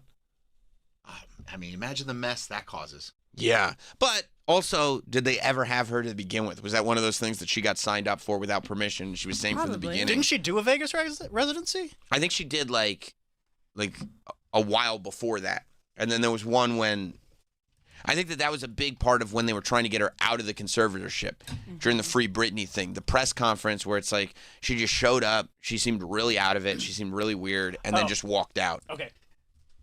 2013 to 2017, she did Planet Hollywood Vegas residency. Then she was going to do one at Park MGM in 2019. That's the 2019 That was one. canceled. That's the one that she like walked out of the press conference. Yeah. And you wonder why. Like, I wonder if it was bad ticket sales or... Yeah, or she didn't want to do it to begin, or maybe she just wasn't mentally well. I don't know. Because I don't know. I feel like if you're even close to the right frame of mind, those Vegas residencies must be amazing. That just sounds like a no-brainer. Right. Especially if you can pull it off where you're only doing weekends. Yeah. You know what I mean? That way you don't have to live in LA, you just take a helicopter there, do your shows, and get out. And you could get that in the deal. Yeah. Like, you provide the helicopter, take me there, I'll spend the weekend there. They have like a crazy-ass suite at the top of the place. As long as you're not Colonel Parker trying to write off your gambling debts with your client. Poor Elvis, huh? They really did a number on him. They fucked him real good. Now, look, he was no peach. I mean, he had his issues, but... I mean, Priscilla was 12. Well, I think she was 14. But... he's the king of rock and roll. Right. I love that excuse. in the Baz Luhrmann movie. When it was like, yeah, I mean, they met when she was 14, but they were just friends until... And it was Germany. The rules are different over there. In Germany? I guess. I guess. I don't know. Yeah. I'm not going to swear on the Bible to that, but... Yeah, but if you can, like, get your shit together a little bit... Like, Bruno Mars had that Vegas residency and seemed to have the time of his life. They said he was just, like, gambling millions of dollars every night. Oh, my God. I mean, that can be dangerous, too. If you're into, like, gambling and partying. That's the worst place to be. Yeah, hookers. Yeah, if you're really into hookers, that's the place to be. Like, you can have a residency, have a really, really fun life, and at the end of 5 years have nothing to show for it. Nothing. Which is okay. I mean, if you're Bruno Mars, you're like, I just put out another album. I don't care. Yeah, he's touring stadiums. Yeah, he just booked a tour. That's what I mean. He's like, and he probably is. Like, I don't care. Like, I've already, like, from the other... He's making more wedding music. That's right. Like, now my baby's dancing with another man. Like, I already have all my money. I can literally do a Vegas residency and just spend it all in real time. He'll be fine. Yeah, he'll be great. He wins Grammys. Yeah, he's got it. He's huge. Yeah. That new song sounds straight out of just something that, is going to be on every commercial. Of course. And every dance floor. He's got whatever that little formula is where it's like, nuts. It's catchy enough for the radio, but it's also the music that, like, Suits listen to pretend that they're relevant still. Is that like a little bit of a throwback vibe? Yes. Yeah. Yes. But still, like, the beats enough that young people can get into it. What was that project he did with Anderson .Paak? Silk Sonic. Right. Yeah, that was actually really good. That was good. That wasn't for the kids as much. No. That was for the older, but that's fine. Yeah, no, like, he's talented. He really is. That's when it's like, buy tickets for the Vegas show. You know what I mean? Your kids aren't going to the Vegas show. But, like, even, like, the pop music he puts out, like, he knows the formula because, like, little kids like it. Yeah. You know what I mean? Because it's whatever that, like... Because it's bop. Yeah. It's easy. J-Lo's doing a Vegas residency. I love that for J-Lo. Well, she's doing one because her tour didn't sell. Oh. Yeah, nobody cares about that tour. No? She had to cancel the tour because it wasn't selling. What? Yeah. Last year she announced a whole tour and she didn't go on that? Nobody bought tickets, so she canceled it. She canceled the tour? I feel like there's a thing going on with people really shitting on J-Lo lately. Why? Have you noticed that? Really? Kinda. Because the ham and cheese thing? Well, she put out that... That was dumb. Yeah. She put out that documentary. Remember? Right. And everybody was just like, ugh. It came across very poorly. Well, yeah, nobody wanted it. And also, she comes across very out of touch. Yeah, it's like, look at how great I am. Yes. And she also, I think because she made Ben Affleck miserable with his Duncan. Everybody assumed, he's just like defeated in life. And it's like, if Ben Affleck is defeated in life, I can't imagine the hell that he's going through. She must be a real see you next Tuesday. Well, I mean, the clips, watch it there. The clips of him in the documentary, he's like, I don't want to do this. Like, okay, whatever. Like, Ben Affleck, I mean, he's literally done it all. Yeah. You know what I mean? Acting, Batman. directing, Batman. He's had, like, more success than anybody, and he even is embraced by Dunkin' Donuts, which is the best. He was in Mallrats? He's in Mallrats. With Jason Lee. Yeah. I mean, he had every, like, celebrity relationship. Yeah. He was in Geely? He's in Geely. He's best friends with Matt Damon. Who? Matt Damon. And still, he's just coming back. Yeah, he just wants to be a regular dude. With just arms full of iced coffees. Because you know what that was? I know what that was. What's that? He was going out to get his own coffee. And then he was like, oh, while you're out, like, oh, God. Can you get me this? Yeah, do you know what? No, don't while you're out me. I'm going out for me right now. Don't. Because you know what that means to you, just to be in peace, to go get your coffee. And the minute that it's getting added onto, you're no longer in peace. Oh, you're going out? I'll come too. No. While you're out, can you get 3 of these and 2 of these? What? It was pop in, now it's a thing. Grab 1 drink, wink at the lady behind the counter, maybe have a seat, put some stuff together. Charge your phone. Charge your phone wirelessly. Just plop it right down on the table. Yeah. Come up with all your great plans. You're texting everybody. I mean, it'll be great. It's just your time. Oh. I think it's either Friday or Saturday this weekend. It was it's definitely Saturday. It was an all-timer Dunkin' morning. Oh, you do a twofer. You do a Friday and Saturday. Yeah. Wow. Yeah. Friday's sometimes a little quicker because I changed up my gym schedule a little bit, which eats into it now. But Saturdays you can really relax. Depending. And I did the right thing on Saturday. I said my wife's staying home with the baby, but I asked both of the older kids who wants to come with me. No, only one. Can you get which one of you, the star, can come with me? The other one gets a piano. Right. Who wants to come? And they were both like, "No, I don't want to go. No, I don't want." I was like, "What? Okay." They didn't want to go to Dunkin'? No, they wanted to. My daughter wanted a jelly. I said, "I'll bring you home a jelly, whatever you want." But they didn't want to go to Dunkin'. They didn't want to go. I said, "Okay." That reflects poorly on you, because I don't know any kid that's turning down a trip to Dunkin'. Listen, these kids, they love their iPads. Tell them to bring the iPad. There's no charger there. That's not happening. They're not bringing their iPads. Why? You're going to be on your phone. No. If we're all together, that's not true. We're all going to experience it. You know? Oh, but bro, if you see me walk out of a Dunkin', it's probably about mid-morning because I've been there for a little bit. This is when this is the best time in the world to approach me. Okay? Ready? Mm-hmm. Large cold brew that is half gone. Okay. Notebook and phone in my hand with the half gone cold brew. Mm-hmm. I'm firing on all cylinders in that moment. It's literally the best time that you could come to me. You probably got your week mapped out a little bit, kind of what you're doing. I got 10 years mapped out. Every week I got the next 10 years mapped out. And Travis has been on the other end of the Dunkin' text. Yeah. You can tell he's fired. Yeah. And you're like, oh, firing on all cylinders. Yeah. And they're all great ideas. Danielle's been on the other end of the Dunkin' text. Yeah. They're all great. It's the best time. That's the time to and then I wanted to, But this weekend was an all-timer? All-timer. It was one of the best. What made it different? It was just the vibe hit just right. The vibe hit just right. Is there good tunes playing in there? Always. There's always good tunes. But it's never anything like... Was your girl working? Yeah. Oh, she doesn't get the weekends off? Not on Saturday, she didn't. That's a bummer. She's the MVP. I mean, and I was even like, at one point, I'll order my wife a coffee on the way out because I'm not going to let it sit there and get watered down. Mm-hmm. So when I know I'm about to leave, I'll order my wife the coffee on my app. That way I get another, 3-4 minutes to sit. And then I was like lost doing something. And I just heard my girl from the counter, Sam. And I was like, oh, thanks. Because she knew she knows my whole routine. It's great. I was in paradise. It was. Bring some jellies home for the kids? Oh, yeah. Nice. Oh, yeah. Everybody, yeah. I was at my absolute peak. You dropped the phone there, bud? That's all right. That's no problem. I did. But you're right. You think people are anti J-Lo these days? Yeah, I feel like a lot of people I see shitting on her. People were kind of gloating over a video that I saw from somewhere. Maybe it was a documentary or something where she walks by her old house. Did you see this video? Mm-hmm. You saw it? Yeah. She walks by her old house and there's a guy standing out front. And she's like, "Oh, I used to live here. That was my bedroom up there." And he's like, "Okay." And he goes, "Who are you?" He goes, "Jennifer." He said, "Who are you?" Yeah. He goes, "Jennifer who?" And he's like, "Jennifer Lopez." And he's like,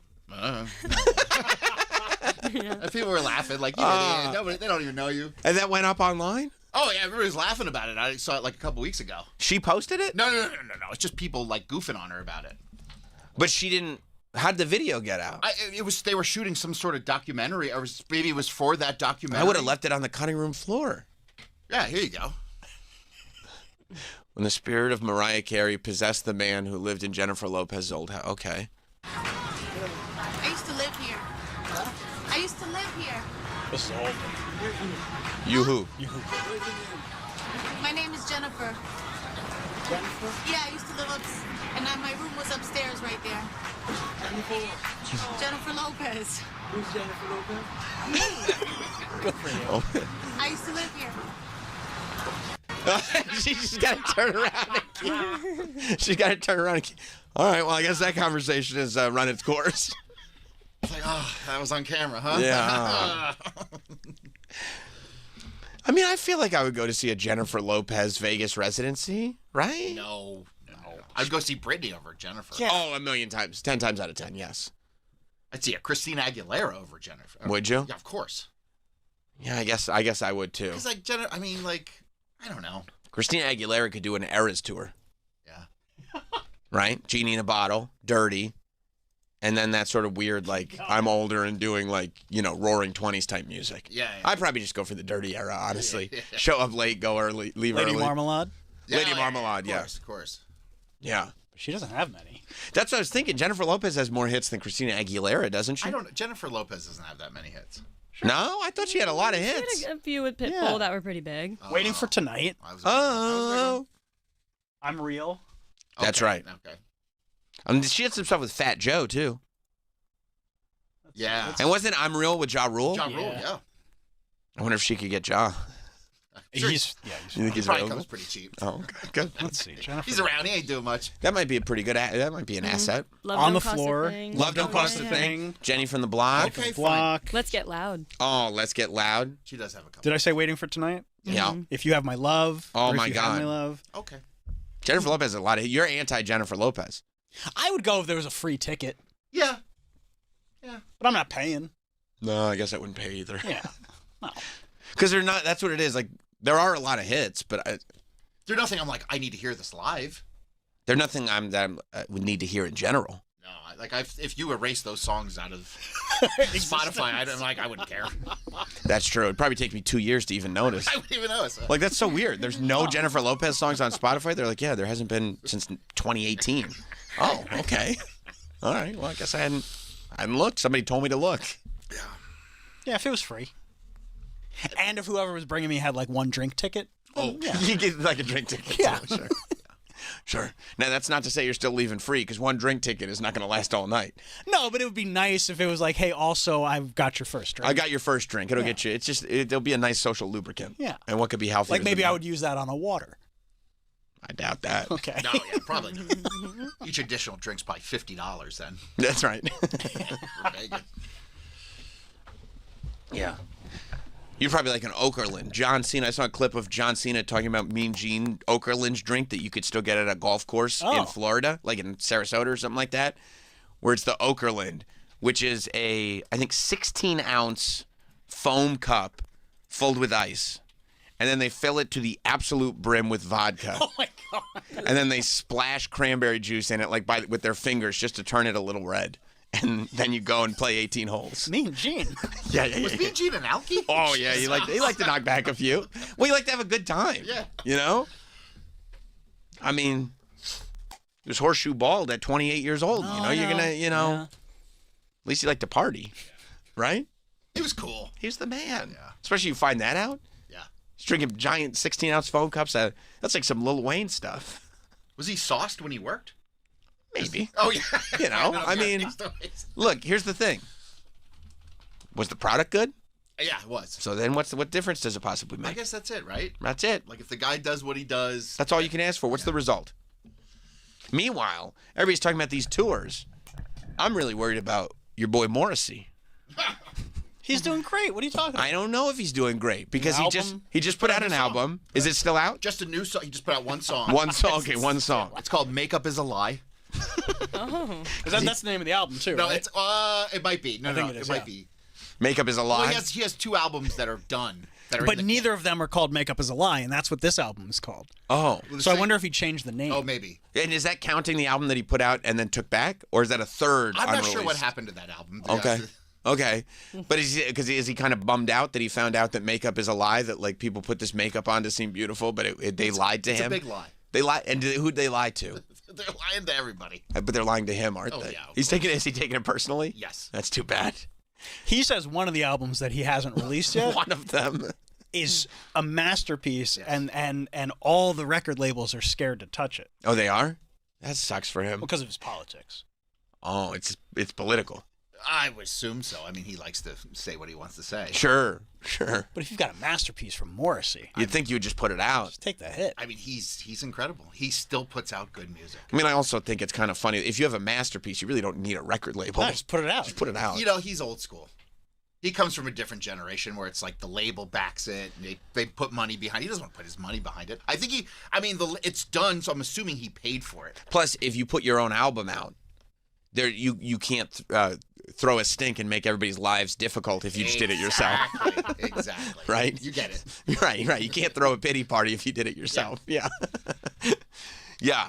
So, Makeup is a Lie is the album, I guess, and then shares this new song. I love the cover. Yes. That's the cover. That's the cover. The cover photo's great. That's great. He's screaming. Did you like the song, Troy? You know what? I heard it when I first heard it, it's a little slow, and then it grew on me. The production is really cool. Okay. Is it a happy song? No, of course not. No, it's not. He doesn't do happy songs. That's too bad. No, I'm worried about him. I think he's going to take it all away because then I saw, like, just as he's putting out new music, some asshole posted an article was just, now they're checking his pockets. They're collecting data on him. And they decided, we need to write this article that he's canceled 200 concerts in the last, Since 2012. Since 2012. So in the last 10 years, 15 years.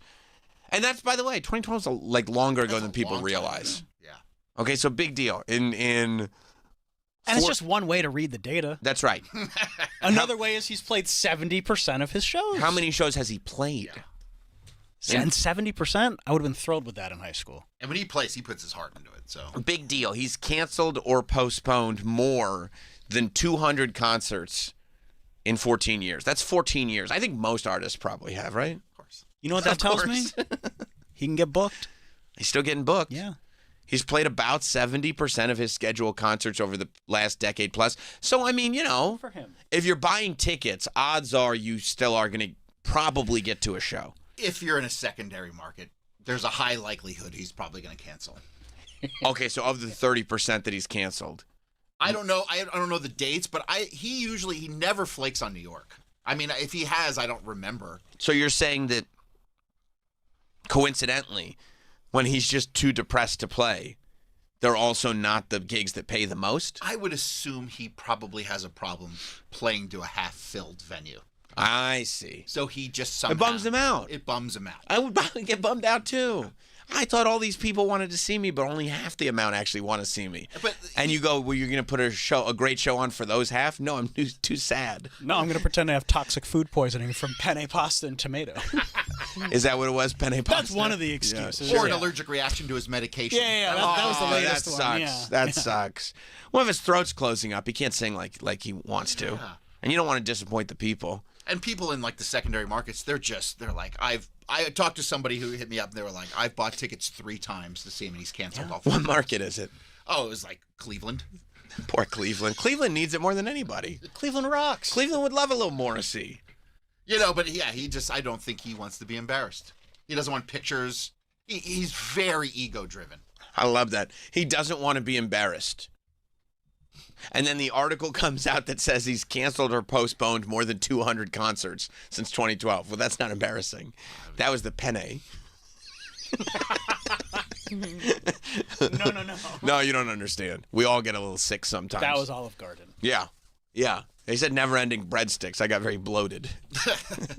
He's one of those artists, like, I don't care what he does. I don't care about his politics. I don't care what he says. You just love him. I love that. And the fact that he's got that level of loyalty from a large group of fans and still finds a reason to be too sad to play. It's like, what are you doing? Yeah, well, he's our generation's miserable Frank Sinatra. He is. And he can do whatever he wants, and he decides to take full advantage of that. And, he was offered, millions and millions and millions of dollars to have the Smiths reunite. Mm-hmm. He's like, no. I think, I was thinking Would you be happy if the Smiths reunited? I would, but I don't care. Really? I don't, because he can play those songs without them. Right. He's had such a catalog of music after the Smiths that's so good. Right. He's like literally the only singer I can think of that doesn't need to reunite with his old band. I mean, the rest of the band is probably like, well, that sucks. Well, people love Johnny Marr in the Smiths. Sure. But Morrissey can go play those songs and they're still incredible. Johnny Marr can go play the songs and it's like, it's not Morrissey. But if the Smiths reunited, Johnny Marr could make a nice chunk of change for himself. Right. But Morrissey's decided he doesn't want to. Well, Morrissey said he'd rather eat his own testicles than reunite with. And he's vegan. Yes. Oh, no, that's even less likely then. So, I mean, that kind of tells you where things are at. Right. Like Johnny Marr's not exactly able to call him up and maybe talk some sense into him. He doesn't want to hear it. Right. We're past the point. Do you think Morrissey was difficult to be in a band with? I think he was extremely difficult to be in a band with. I think even afterward, like the Hired Guns, I think they all had a tough time with him. Sure. He's gone through some musicians. Yeah. It's not worth it, they say. He's incredible. Yeah, he's just an incredible lyricist. You just can't believe when he puts out. I guarantee the record's going to be good if you get to hear it. It's scheduled for release. So. Wow. What does that mean? Well, it took him 5 years to find a record label, so it did. He was complaining about it when I saw him on stage at Radio City. To you individually or into the microphone? Just into the microphone. Okay. He decided that was a good time to complain about how difficult it's been. No label wants me. And everybody felt so sorry for him, right? Yeah. We're sorry, Maz. Maz. Poor guy. Poor guy. Like, I can't believe what he has to deal with. And he's only gotten to have a career for decades. Yeah, he's screaming about it. He's like, this one's called Heaven Knows I'm Miserable Now. Like, okay, give it to us. Give it, yeah. Oh, I'm really sorry you're feeling that way, bud. He's the best. He is the best. And if it ever changed, it would almost spoil the magic. Yeah, no, I want it to stay this way forever. Like, you want him to come on late. You want him to be pissed off about something. Right. He's upset, and I hope he lets us know what he's upset about. I hope he complains about it publicly. Yeah. And then he'll just put out a record, and you're just like, I can't believe he did it again. He did it again. He got me back. And then he'll go, I've changed my mind. I don't want you to hear that record anymore. And you're like, okay. It's not on my Spotify anymore. I don't know what to tell you. Yeah. Unless I bought a compact disc, it's gone. It's gone. Good for Morrissey. Yep. Good for Morrissey for keeping it real. Yeah. I mean, he's got a lot to deal with.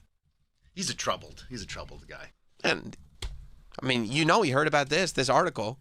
I can't picture him being happy about it. No. He's probably really sad. Yeah. Probably crying. We're going to get a whole other album just out of this article. I hope so. That'd be great. Yeah. That'd be great. So he's got 2 in the can, you said? He's got 2 in the can. Okay. One of them has Chad Smith and Flea. Right, I heard that. I believe Iggy Pop. Oh, wow. So, I mean, that's a pretty cool lineup for an album. Yeah. Anthony Kiedis is probably like, okay, that's a little fucked up, but you know what I mean? That doesn't make me feel great, but okay. I could see him not liking Anthony Kiedis. I could see that too. Yeah. I could see, you know what? I could see him thinking that Anthony Kiedis was a knob. Yeah. Couldn't you see that? 100%. And like Flea and Chad Smith or Rob, you want us to bring Anthony? He's like, that knob? No, I don't think so. Okay. I bet they talk shit about him. Oh, about Anthony? Yeah. Of course. And Anthony knows that. He's like, fuck. Yeah. Chad and Flea and Morrissey, they were all talking shit about me. I mean, in all honesty, Anthony Kiedis may be the weakest link in that band. He talks so fast, though. It's like, again, you're just going to scat again on this record? We got it. We got it, man. Yeah. No, it's like, well, it's either that or he sings out of key. So which one do you want? That's true. No, and Chad Smith is incredible. He's a beast. Incredible drummer. Flea is, of course, incredible. I mean, he's literally good at everything. Yeah. Flea? Yeah. Yeah. He's the man. Acting. Yeah. Music. Yeah. Even John Frusciante. He's a great guitar player. That's right. Yeah. Yeah, maybe you're right about poor Anthony Kiedis. Yeah, it's just the way it is. Right. No. Okay. Right. We heard this. Shave your mustache. Yeah.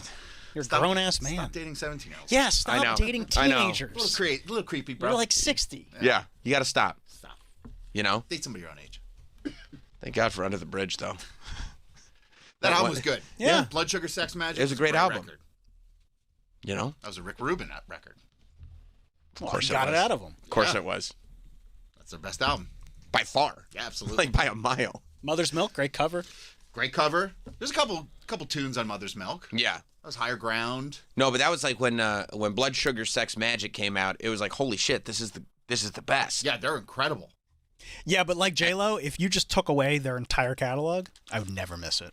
Yeah, I could really do without Red Hot Chili Peppers. Same. I guess that's, yeah. They don't make me angry. No, me neither. They do nothing for me. It's just like the air conditioner on. Yeah. You know what I mean? It's just noise in the background. They don't make me angry, except people who that's their favorite band. Those people make me angry. I could see that. You know, that makes sense. Like what a douche nozzle. Really? Have you heard music? Yeah, you know about other bands? You like their whole catalog? Everything. And that's your favorite band. You like them better than other bands. You like Stadium Arcadium? Yeah, you love that. Not just like Love is Like a Roller Coaster from Beavis and Butthead. Everything. And it's your catalog. And you like them better than all the other bands. You should hear what else is going on in music. Yeah. Even Cake's better. Cake's better. I like Cake. Cake's good. Cake's cool. I'll take Cake over Chili Peppers. Gun to my head if somebody was like either everyone from the Chili Peppers except either only Anthony Kiedis dies or all of Cake dies. Kiedis is gone. Kiedis is gone. Yeah. Unfortunately, rest in peace. Yeah. I can go back and listen to Cake records and be like, oh, this is fucking great. This is a little ahead of its time. I think I like Super Drag better than the Red Hot Chili Peppers. I mean, I can give you a laundry list. Yeah. I mean, honestly, there's a 64-band tournament that I could put above the Red Hot Chili Peppers. I like Our Lady Peace better than Chili Peppers. I'd say that's fair. Our Lady Peace. Yeah. You're not disagreeing? No, I can't. I'm waiting for one hole that I can punch into any of this. I don't see anybody calling up telling us we're out of our minds. But they're still going to use them for like the Olympics Everything, and the stuff like Olympics, that. who cares? Because it's like all commercial, like easy to put in commercials, all recognizable, and also they're another one of those bands that like suits are into the Red Hot Chili Peppers. Oh yeah, yes. To be like they are when you know you're talking to somebody whose favorite band is a like substitute for personality. A lot of people who need a favorite band to substitute for a personality love Red Hot Chili Peppers. Now you understand how I feel about Lenny Kravitz. It's the same thing. I just don't. That's fair. Well, no, it's pretty fair. But I do think that I if you take Lenny Kravitz over Red Hot Chili Peppers. Can I tell you something? Every day. So what I Golden like. Globes? Was he at the Golden Globes last night? Lenny Kravitz. He performed a medley of all the song by probably. song or whatever. He probably did the In Memoriam. That's right. I went to bed. He did. He was performing I Wonder If I'll Ever See You Again. Yeah. Yep. I got one for that. Hey, Lenny, can you? Yeah, I got one for that. I hope he's at the Oscars. Yeah. Yeah, no. I think there is a big crossover there. What do you do when you're not working? Oh, I really like the Red Hot Chili Peppers. Oh, okay. Oh, really? So you just sit. You just sit waiting for Monday and boss people around again. Yeah. Try to interact with your kids, but you don't know how to be with people. So you pretend to like the Red Hot Chili Peppers. That's a band if they got rid of Anthony and they hired a new lead singer, I'd be stoked. You would? You'd be stoked. If they were like, hey, we hired Gary Sharon. Oh, that'd be I'd be sick. like, oh, cool. Because he's also got the ponytail. Yeah. From Anthony Kiedis. Oh, can you imagine if the Chili Peppers got Hagar? That'd be unbelievable. He's in a band with And then they just Chad started Smith. doing Van Halen covers. I would be stoked. Yeah. They did that band Chicken Foot. Remember that? Oh, Yeah. they were in that. Yeah. That's with Chad Smith, I believe. Yeah. Flea was in a band with Tom York. Yep. There's one common denominator That's here. a good point. That's a really good point. Flea did the bass line to Bust a Move, Young MC. Hey, Is that Flea's the right? man. Yeah. Wow. I think he got paid like $100 or something. He's just doing it to do it. And he was kind of pissed because that was like a smash. And Oh, he's bummed out about it? He's like, I came up with that bass line. I'd love if there was anything you could do. Nah, deal's done, bro. Yeah, you signed it. Yeah. All right. Okay, I didn't realize. Okay, fine. And it's funny, the feud, there was always a feud between Red Hot Chili Peppers and Faith No More.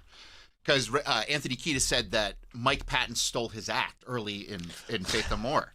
Come on. So there was this like huge, like they hated each other, and then Mike ended up cutting his hair and like kind of having like a different persona, but then it still continued through the 90s. Mm-hmm. And then Red Hot Chili Peppers got Mr. Bungle kicked off of a festival. Wow. So then Mr. Bungle went on stage in, I think, Detroit, dressed as the Red Hot Chili Peppers. Well, see, it's a great feud because it's awesome when you are in a rivalry with somebody who, look, commercially, yes, the Chili Peppers are more successful than Faith No More. But nobody thinks that the Red Hot Chili Peppers are cooler than Faith No More. No. It's not a possibility. No, and Mike Patton is obviously cooler than Anthony Kiedis. And more talented. Yes. Like by a lot. So like, when you know that you're cooler and more talented than the person you're in the rivalry with, regardless of if you're getting kicked off festivals, it's got to be like one of the funnest things. Yeah, because you know you're better. Right. Like you know you're eventually going to win, and you can just do silly shit. You don't actually have to fight like fire with fire. You're not going to get him kicked off of anywhere or anything. You're just going to do shit that gets under their skin. And I didn't know. I guess it's been known because I sent it to Troy, and he's like, "Oh yeah, I know that." You know who's a huge Faith No More fan? Who's that? Danny DeVito. Oh yeah, That's they're sick. him and Mike Patton are friends. Danny DeVito That's so sick. loves Faith. He goes to festivals to see Faith No More. I love that. I love that. I hope he's got his own like little space, because I feel like if he got in the pit, he'd get all like he'd get lost. He'd get trampled over. And we don't want to lose Danny like that. It's not even just Faith No More. He likes like other Mike Patton bands. I think he was. There's a clip of him talking about going to Coachella. Yeah. Seeing Phantomos. Which is Mike Patton's other band. I love that. Danny DeVito's a cool He ass really dude. is cool. Yeah. Nobody hates Danny DeVito. No, he's the man. Yeah. Jesse in Indy. What's up, Jesse? Hey, when I was 18, I won a radio contest. I got a free tattoo of a Red Hot Chili Pepper symbol on my wrist. Oh. I've never wanted to slit my wrist more often than just now. I mean, no tattoo removal, just straight to the slit. Just right for it. Yeah, I mean, I feel like that'd be one of those things that, like if we hung like if you were part of a social circle that my social circle was like getting together with, like I didn't know you, but friends of friends type of thing. We were all sitting around spending the weekend together or something. I feel like on night 2, we'd be sitting by a fire pit or something like that, just whatever, hanging. And, you know, as it got later in the evening, the sun had fully set, the sort of early crowd had gone to bed, and we're all just kind of really just chilling and talking and connecting. That'd probably be the moment where I'd be, so it's Jesse, right? Oh, yeah. Chili Peppers, huh? Is that a Chili Peppers tattoo? Is that for the Chili Peppers? And that would be the moment that you'd realize. Now, do you realize that they like that it's kind of a lame tattoo, or did you just realize that today? Well, now a lot of people actually get it confused, and then they're like, "Oh, you must be in the medical field, huh?" And you go I was like, "Yeah, that's it. Yes, I'm Dr. Jesse. Yes. Thank you, my friend. It's tough. You got to think about those things carefully. I don't know why he even entered that contest. I mean, you don't realize sometimes. Punishment. Well, yeah. Well, sometimes you make really poor decisions when it comes to tattoos. Like who? When? Some people. Like you think it's just a good idea to go to your friend's house with a toilet that doesn't flush and go like, yeah, let me get this tattoo real quick.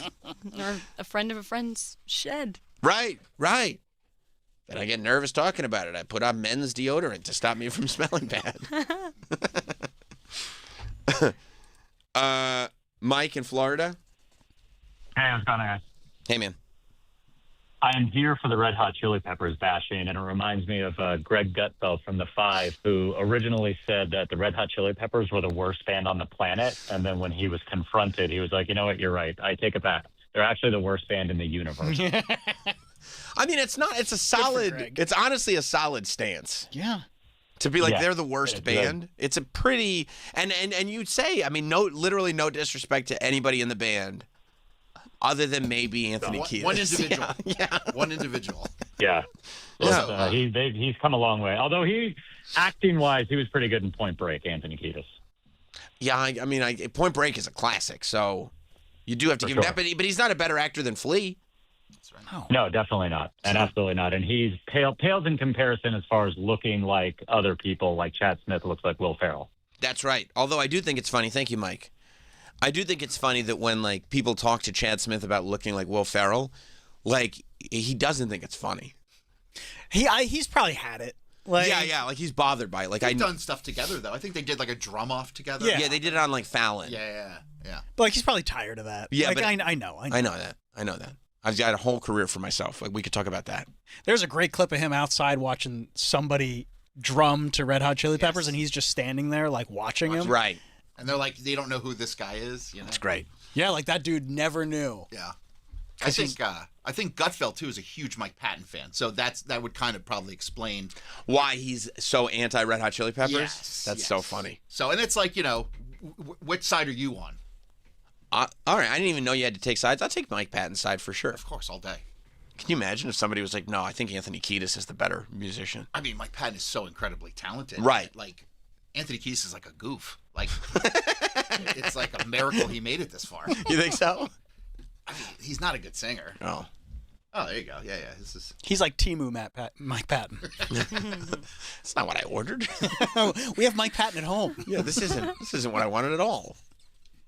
This is this is just a fun. Yeah, this is just watching some like a street drummer. Yeah. Playing the Red Hot Chili Peppers, and I guess Chad Smith is there watching him. Yeah. He's just staring at him. That's really funny. Yeah. The guy's doing a good job. Yeah. Oh yeah. Chad Smith thinks it's funny. And he's the only one watching him too, by the way. Like there's nobody else around this drum set. Just Chad. This guy's you don't think he knows any idea what's going on. Probably not. He's probably concentrating on drumming.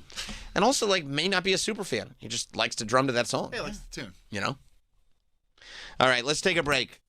Lot to do today. Golden Globes were last night. I know. Contain your excitement. We got a lot to get to. Stay right there. We'll be back. We will be right back with Sam Roberts Show.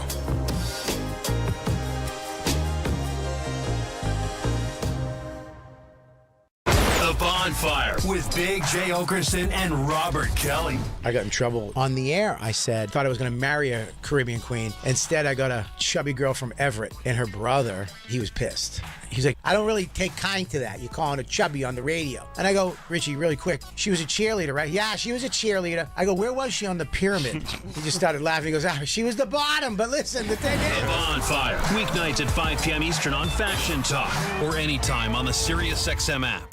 Color your day in calmer shades with Mosaic.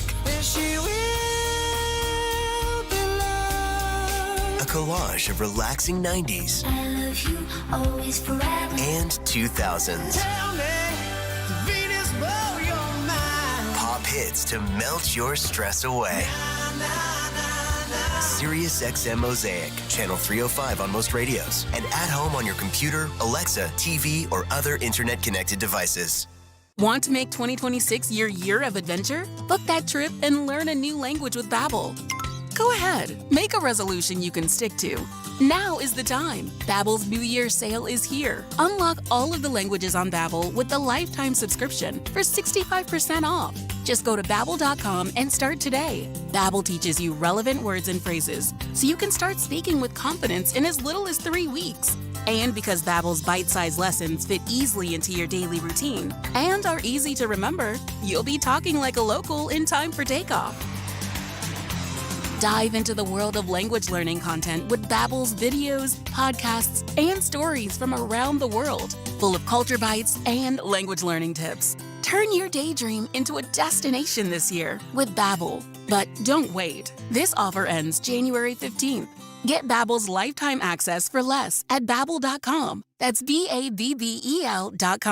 Babbel.com. The best financial move you can make this time of year? How about lowering your mortgage rate to 4.99% fixed APR, the lowest rate in years? How about getting up to $500,000 out of your home equity in the process? You can do it now by calling Loan Pronto. With Loan Pronto's Rapid Equity Loan, you can get a ton of cash, pay off all those high-interest credit cards, and skip up to 2 house payments. One homeowner just got $300,000 approved in under 24 hours, wiped out their credit cards and 2 car loans, and saved $2,100 a month. One call, life changed. Don't wait. No hard credit pull up front, and you probably won't even need an appraisal. Just fast, easy cash from your home's equity. Act now. Call 855-2PRONTO or visit loanpronto.com for your free instant home appraisal. Start the new year by wiping out all higher interest debt and lowering your bills by thousands. Call 855-2PRONTO now and see how much cash you can get today. Loanpronto.com. Equal housing lender. NMLS 1661781. APR for well-qualified buyers. Visit NMLSconsumeraccess.org. These statements have not been evaluated by the FDA. This product is not intended to diagnose, treat, cure, or prevent any disease. As with any dietary supplement, consult your healthcare provider before use, especially if you're pregnant, nursing, or taking medication on a regular basis. Are you on a GLP-1 medication, like Ozempic or Mounjaro? Looking for a simple, effective way to keep the muscle while you lose the fat?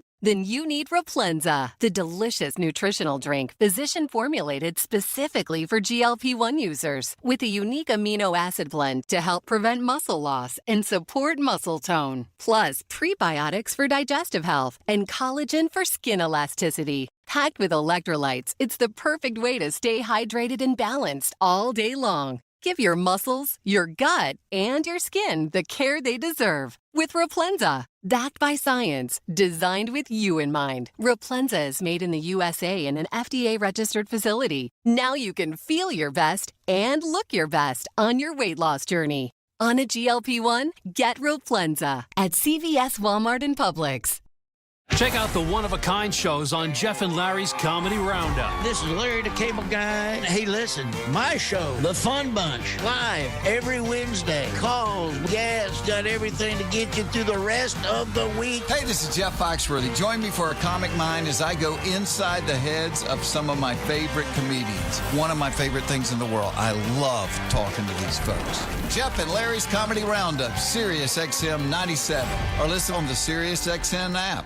Go. It's official, sports fans. First Things First is a hit.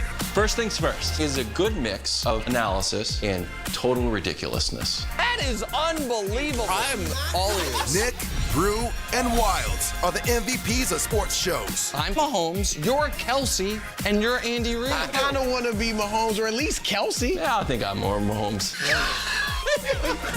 First Things First, weekdays at 3 Eastern on FS1. Are you romantically in love with your cell phone carrier? Heart emoji. I've never heard anyone say that they love paying over $1,000 a year for cell service. Chuck McDowell here to save you money and find true love with Red Pocket Mobile. Forget everything you think you know about cell carriers. Red Pocket Mobile has reinvented cell phone service with better coverage, better rates, and better service. With premium 5G plans starting at just $10 a month, you're guaranteed the best combination of service and pricing, period. Plus, Red Pocket gives you not one, but all 3 major 5G networks to choose from for the best coverage ever. And you get to keep your phone and number. Now that's something to fall in love with. Red Pocket Mobile, your new ultimate cell carrier. Switch now and get 1 locked-in low price, 3 5G networks, and live customer care in less than 2 minutes. Go to redpocket.com. That's redpocket.com, redpocket.com. Hey, I'm Mike Slater. My dad passed away at the age of 63. He was in great health. Was out of nowhere, had a stroke. And super hard, obviously, for the whole family, but my dad had life insurance. So even after he passed away, he was still able to provide for my mom. And of course, by extension, my brother and I. This is why I have life insurance for my family, for my wife and 4 kids. And the best place to get life insurance is ethos.com. Because you can do it in 10 minutes. And there's no medical exam and no blood test. Just a few health questions. 10 minutes. You're covered. Your family is covered. You can get $2 million in coverage for $2 a day. That's a 10-year term life policy for a 35-year-old healthy, non-smoking male. We don't like to talk about death in our culture, but everyone's going to die. You are going to die. Get life insurance in 10 minutes so your family is protected. Ethos, E-T-H-O-S, ethos.com/free. Rates may vary, billed monthly. ethos.com/free. Hi, this is professional golfer Mark O'Mara. When it came to building my personal putting green, I called Celebrity Greens, the leader in customized synthetic golf greens. Celebrity Greens designed an amazing backyard green for me and a synthetic lawn area for my dogs that looks and acts just like natural grass. You can't beat Celebrity Greens' attention to detail and exceptional customer service. Learn how to create a championship putting green in your own backyard. Call the pros at Celebrity Greens, 1-888-507-7960, or visit them online at celebritygreens.com. The Vaughn Bonfire with Big J. Okerson and Robert Kelly. The first apartment I lived in, we were like, yeah, these windows here are great, but like they don't stay open. And he gave us a nice laminated stick. Yeah. So your window to be open, your choices were all the way or not at all. Because he didn't give us various size sticks. The Bonfire, weeknights at 5 p.m. Eastern on Faction Talk or anytime on the SiriusXM app. Your 2026 fitness journey deserves a better soundtrack. Start walking. Find it with over 20 app-exclusive workout channels, including channels built to walk, jog, and run. Listen now for a limited time on Channel 105 and wherever your workout takes you. With the SiriusXM app. This new year, get started on your next success with University of Maryland Global Campus. Apply by February 11th and get your application fee waived. An accredited state university, UMGC offers online and hybrid classes, along with more than 135 degrees and certificates in fields like business, cybersecurity, healthcare, and more. Gain the skills you need to achieve your career goals. Get your application fee waived through February 11th. Learn more at umgc.edu. Certified to operate in Virginia by Chev. Imagine you're on vacation with your sweetheart. You gaze into her eyes and you see a beautiful sunset. You're in love. What if you could feel that way every day, or at least be reminded of that in love sunset vacation feeling? You can with my brand new Sunset 24 karat gold dip rose. Picture it, a rose that perfectly captures the sunset hues, going from deep purple to vibrant pink to soft orange. It's nothing like you've ever seen before. In my opinion, this is one of the most special roses we've ever produced in the last 45 years. Hi, it's me, your pal, Steven Singer. Yeah, the I Hate Steven Singer guy. I'm here to make your Valentine's Day romantic, unforgettable, easy, and fantastic. Gift her the colors of the setting sun with my new Sunset 24 karat gold dip rose for just $89. Free shipping, personalized love note from you, guaranteed for life. Visit me at the other corner of 8th and Walnut in Philly, the village of Newtown, Bucks County, or at IHateStevenSinger.com. Eczema flaring up again. We have good news. Exoderm. If you or someone you love suffers from eczema or dermatitis, get Exoderm, the common sense answer for eczema. This stuff really does work. Exoderm contains the #1 doctor-recommended ingredient in a clean hypoallergenic cream with no harsh additives. Take back control of your eczema with affordable, fast-acting Exoderm Flare Control Cream. Exoderm. It's in the first aid aisle of your local Walmart and other fine stores. These statements have not been evaluated by the FDA. This product is not intended to diagnose, treat, cure, or prevent any disease. So am I the only one who thinks watching TV is way too complicated? Not at all. It's ridiculous. There are too many services, and don't get me started on the cost. Good thing we found Philo, a better way to TV. I know, right? For as low as $33 a month, we get the best live channels, MTV, BET, Food Network, plus all the hit movies and shows from AMC+. And since they've added access to HBO Max Basic with ads plan and Discovery Plus to their core package, it's the best deal out there. Now we get to watch all the TV we love with just one subscription. I love that there are no contracts or hidden fees. Just great TV for an affordable price. And come on, how great is their DVR? We can save all our shows, rewatch them for up to a year, and skip the ads. It's a total game changer. Signing up was so easy, too. You just went to philo.tv and locked in the best price. Yep, a few taps for philo.tv, and we were on our way. Well, Philo was the easiest decision we've ever made. Now the hard one is deciding what to binge next.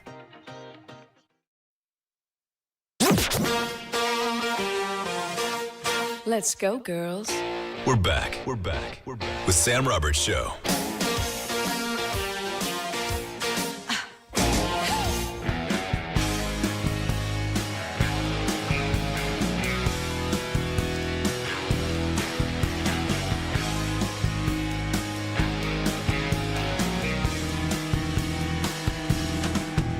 Good one, T-Dog.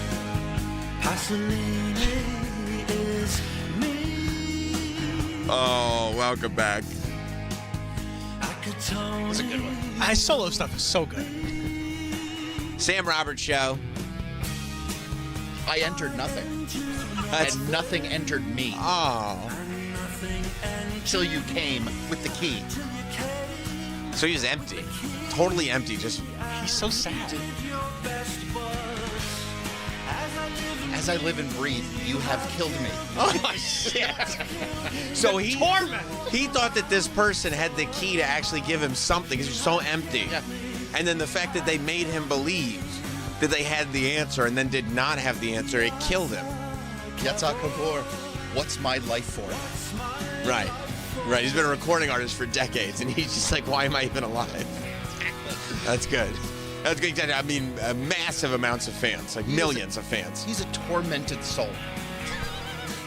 Don't you just love it? I do. I love it. I do too. I really do too.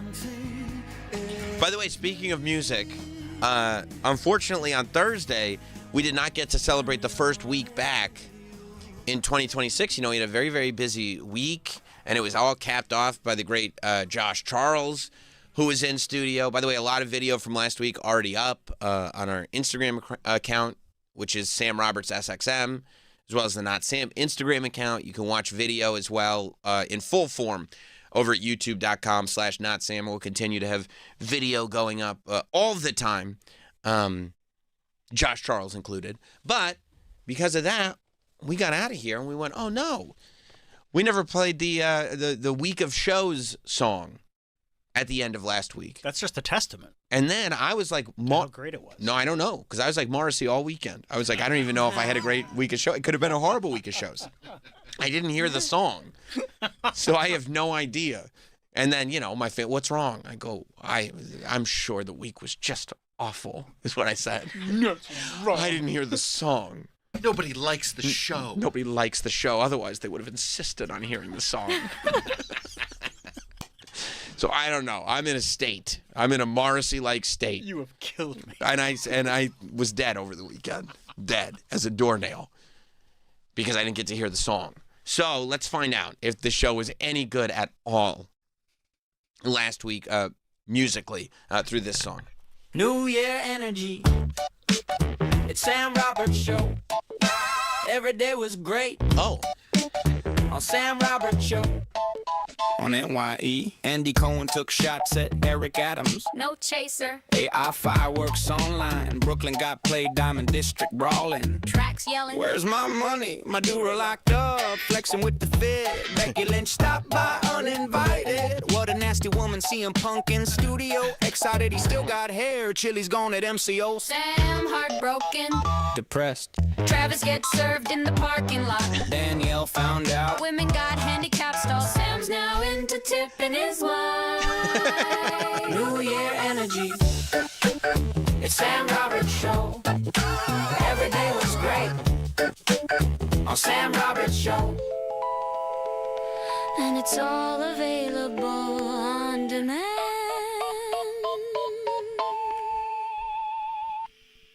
Wow, I wish I had heard that. I wish I had heard that on Thursday because it would have saved me a lot of torment over the weekend. But I guess it was great. It was great. New year, new energy. Yeah, absolutely. Wow. There's a lot of pop in that, too. That was you on the vocals? Correct. That's so crazy. That's so good. Yeah. Wow, that's really impressive. Thanks, buddy. And we did. We got a lot done. I feel like everybody It's quite a week. Everybody learned something. Yeah. You know? It was really, really important. You know how I know it was a great week? I didn't even get the opportunity to play, and it's really interesting. The beginning of the year, there's just something in the air when it comes to these podcasts where it's like I doubt that I'm going to see a better podcast clip. Unintentionally great podcast clips. For whatever reason, they strike at the beginning of the year. And they strike hard. You remember the beginning of the year last year, who shot who? Oh, yeah. Dude shot himself in the leg. Classic. I mean, just the best. And then this year, we got another unintentionally amazing podcast clip. This coming from the Shannon Sharp, Chad Ochocinco vehicle. What is that, Nightcap? Is that what that one is? I don't know. Is that what it's called? I just saw the clip. I think so. Maybe. It's Shannon Sharp and Ochocinco, Unk, Please. which we're still trying to figure out. Yeah, Nightcap. Mm-hmm. Nightcap. I think Unk is good. I do too. There's two different I think versions of Danielle's Unk. wrong. No. I'm talking about the new current Gen Alpha. What they've deemed Unk is like Out of Touch, Uncool. Like, That's what- uncool, yes. However, I know that previously it would have been like, Uncle. yeah, like adoration for someone within other communities or whatever. So Unc is just short for uncool? No, Unc is short for uncle. No, that's what I'm saying, but also uncool. And then they made it short for uncool. I don't think you could. I've heard it's uncool. Yeah, but that's because that's the new. Because here's what happens. I don't think you're allowed to do that. Yes, of course you're allowed to do that. You know who does it? Ooh. I'm going to tell you. You want to know? Yeah. Whites. Fucking whites. It's the whites. Whites do it every time. Guess what? What? Woke? This whole woke thing? Yeah, that's a white thing? No, it started as a whole different thing. Mhm. Stay woke. Stay woke. You could just say it, and it wouldn't be like, oh, you're part of the liberal mainstream agenda. You know, that wasn't a thing. When I was in high school, we were all like, hey, Stay woke. all the time. Yeah. If you wanted to be up on like, oh, make sure, that teacher's up to something, so stay woke in there. You know? There's this song, Stay Woke. Dun, dun, dun, I don't know it, but I believe you. dun. What?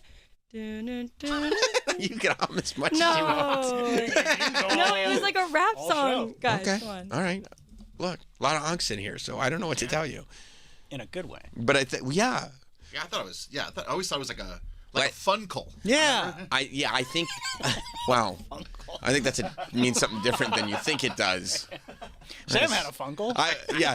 I would double check with Mike Montel before you start throwing that word around. No, I mean, last I checked, he was in sabbatical in Cambodia. But he's living his best life. Yeah, no, he's got a bungalow. He's having a great time. That's right. That's right. He's like that. He's like that dude on the HBO show White Lotus, who lives on the top of the mountain. Uncle Rico. That's right. Funkle Rico. No, but I had always I believed that Uncle was originally like, oh, don't worry, that's Unc. Like almost like an elder statesman. But like the reason they're an uncle is because they're like kind of cool, and they're not like your dad won't let you do stuff, but your uncle will. Mm-hmm. But then I think like people started calling younger people Unc that weren't ready to be Unc yet. Like if you called me Unc, it'd be fine because I'm of the age where I would be an uncle, right? Mm-hmm. But if you call Danielle Unc at 23, Mm-hmm. then that's younger people being like, no, you've You're aged old. out and don't even know it. No, like that happened to me. Like I was saying, I worked with high schoolers, and I was telling a story about how their teacher was pregnant when I was a freshman, and now that teacher, like the kid is 10 years old. And they were like, yeah, man, you're Unc. And I was like, oh, but am I chopped? And they're like, no. So it's chopped in Unc. Let me text my daughter. Yeah, Right. She's in I don't school, but stand she'll with this. I'm not a Sigma kid, but I'm just explaining that. I don't know a lot of what you said. Well, that's good. I don't want to know it either. It's just because I was with the high schoolers. No, I know. Term for an older male, often a non-relative, to a popular internet slang, especially on TikTok, used humorously for anyone perceived as older, out of touch, or nostalgic. See? Mhm. Yeah. So calling me. Well, then you're Unc. Yes. Right. I am Unc.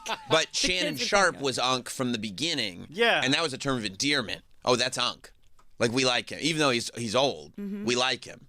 Yeah. Like, I think if you're old and you're Unc, if you're actually old and Unc, That's good. That's You're good. goated. Right. Yeah. But if you're young and Unc, that's tough. You're chopped. You're chopped. I guess so. I guess so. Yes.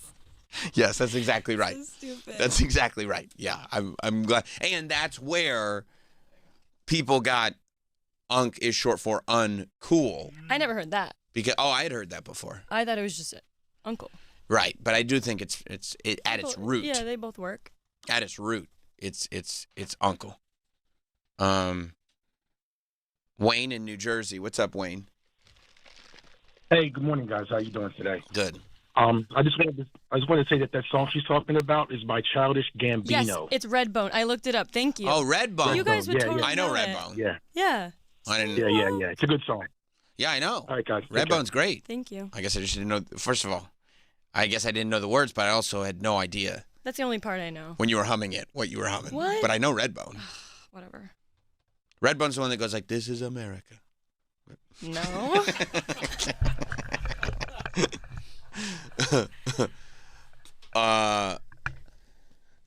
Yeah, we'll play a little bit of Redbone.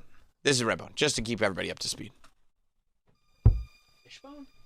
Wishbone. Yeah. I did that. That's exactly what I hummed. That's not what you said. It No, is. it's I not. said, You didn't sound stay like woke. that. Because we all knew this song, but you didn't Roll it sound back. Roll it back. This is exactly what We I didn't know what the hell you were talking about. This is a good one. Yeah, this is great. Yeah. I guess he talks about angst in it or something. I have no idea. But He just says, stay woke. oh, stay woke. That's what we were talking about. Yeah. Okay. I don't remember where in the song, but it does that. Sounds nothing like what you said. No, it doesn't. Oh my God. No, it doesn't. I'll replay the tape. It doesn't sound like that. And she is going to go home and listen to herself back and go, no, I was right. No, I was right. There'll be a clip. Yeah, exactly. It'll go on. I'll make it. Hey, I was thinking you guys should post this. It's really funny. But so, everybody's unk. Shannon Sharp was on the podcast with Ocho Cinco. And, I mean, this is just... This is my favorite. It's just incredible. It's so fun when like little moments like this can just happen. You just allow them to happen. I done been to Charlotte. Matter of fact, I used to date a girl in Charlotte. Yeah, never forget. 2003. I wonder how she doing. I don't know. Yeah, I wonder how she doing. Yeah, in Charlotte. I've been to Charlotte. I've been to Charlotte twice. I've been to Raleigh. I've been to Raleigh twice. You mean Raleigh? Raleigh. Oh, okay.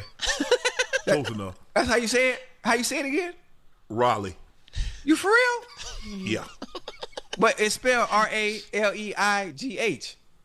Raleigh. That's Raleigh. Close enough. Don't worry about it. Yeah, she was nice too, huh? She was nice too, boy. She was nice too, huh?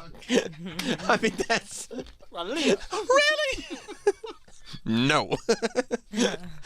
It's Raleigh.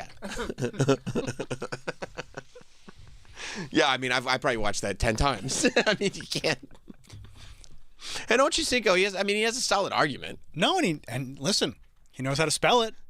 Yeah, he spells That's more than some people in this room can do. It's 100% accurate. He spells it perfectly. I still don't know where he gets Raleigh from the spelling. That's Raleigh. Raleigh. I'm looking at Raleigh right now. Yeah. I do not see Raleigh. Yeah, because I don't know where the comes from. Like, I-G-H makes an Like, it would have to be R-A-L, and then you pronounce the hard E for whatever reason, and then Ral-E, and then I-G-H makes an I don't see, like, if it was, like, R-A-L-E-E-U-G-H. Sounds like a Batman villain. Yeah. Raleigh. You have learned by the ways of Raleigh. Yeah, we got some so funny shadow play going on. Yeah, maybe that's what it is. I've been Maybe to Raleigh. Nope. Shannon Sharp's very, very sure of himself too. Nope. So you can think whatever you want. Yeah, You're wrong. I like when he goes, so that's Raleigh, and he goes, okay. Yeah, sure. Okay. Oh, sure. Yo, watch Shannon Sharp react to it. Twice. I've been to Raleigh. I've been to Raleigh twice. You mean Raleigh? Raleigh. Oh, okay. Close enough. That's how you say it? How you say it again? Raleigh. You for real? Yeah. But it's spelled R-A-L-E-I-G-H. Raleigh. That's Raleigh. Close enough. Don't worry about it. That's right. That might be one of my favorite interactions I've ever seen. You for real? Yeah. Like, it's just, yes, I am for real. Yes, I'm 100% for real. Meanwhile, the whole conversation is happening because Ocho Cinco is talking about a girl he dated in 2003 from Charlotte. And then he goes back to it. As a matter of fact. Yeah, anyway, back to the girl. She was nice. Oh, I love it. See, that's the type of content that should be winning Golden Globes. Now that we're giving podcasters are getting Golden Globes. Why wouldn't you give Nightcap a Golden Globe? Unk should have been nominated. I know. They haven't let him back on ESPN, huh? Oh, no, he's done. Yeah. Well, luckily he's like, isn't that great when you can leave ESPN and be like, okay. All right. Like, I'll still do extremely well for myself. Yeah, I was bummed out. That goddamn Amy Poehler beat us. I was looking for a Sirius XM sweep at the Golden Globes, and luckily there was only one podcast award, so winning the one award would have been considered a sweep. We had 3 up there. We had 3 on the board. Shot. I know. We had Smartless. We had was Caller Daddy on Caller there? Daddy. And then Mel Robbins. Mel B? Mel B from the Spice Girls. Now she's known as Mel Robbins. And still, I thought Smartless might have had a shot. And we knew NPR wasn't going to win.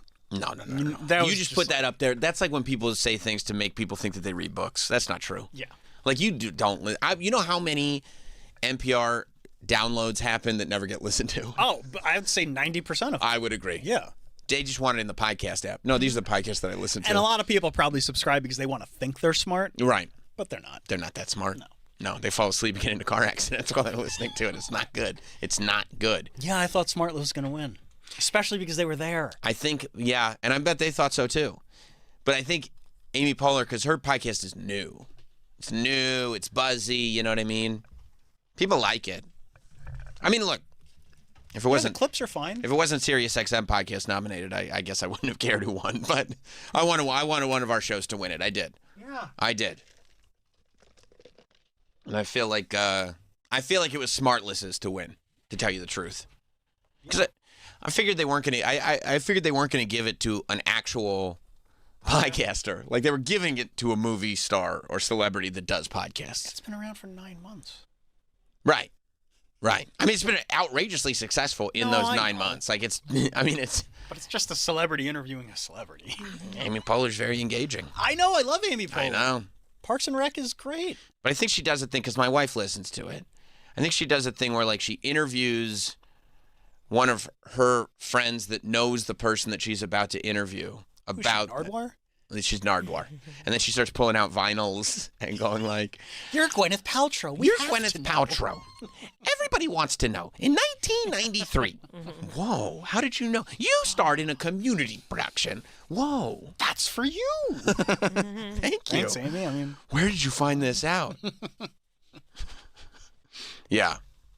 So, like, at least I know we got Smartless. I know they're famous, but like they started doing the podcast just to do the podcast. Yeah. They've been doing it for a long time. Like, I feel like Jason Bateman at least got a bump because of the podcast. I would say that that's probably right. Yeah.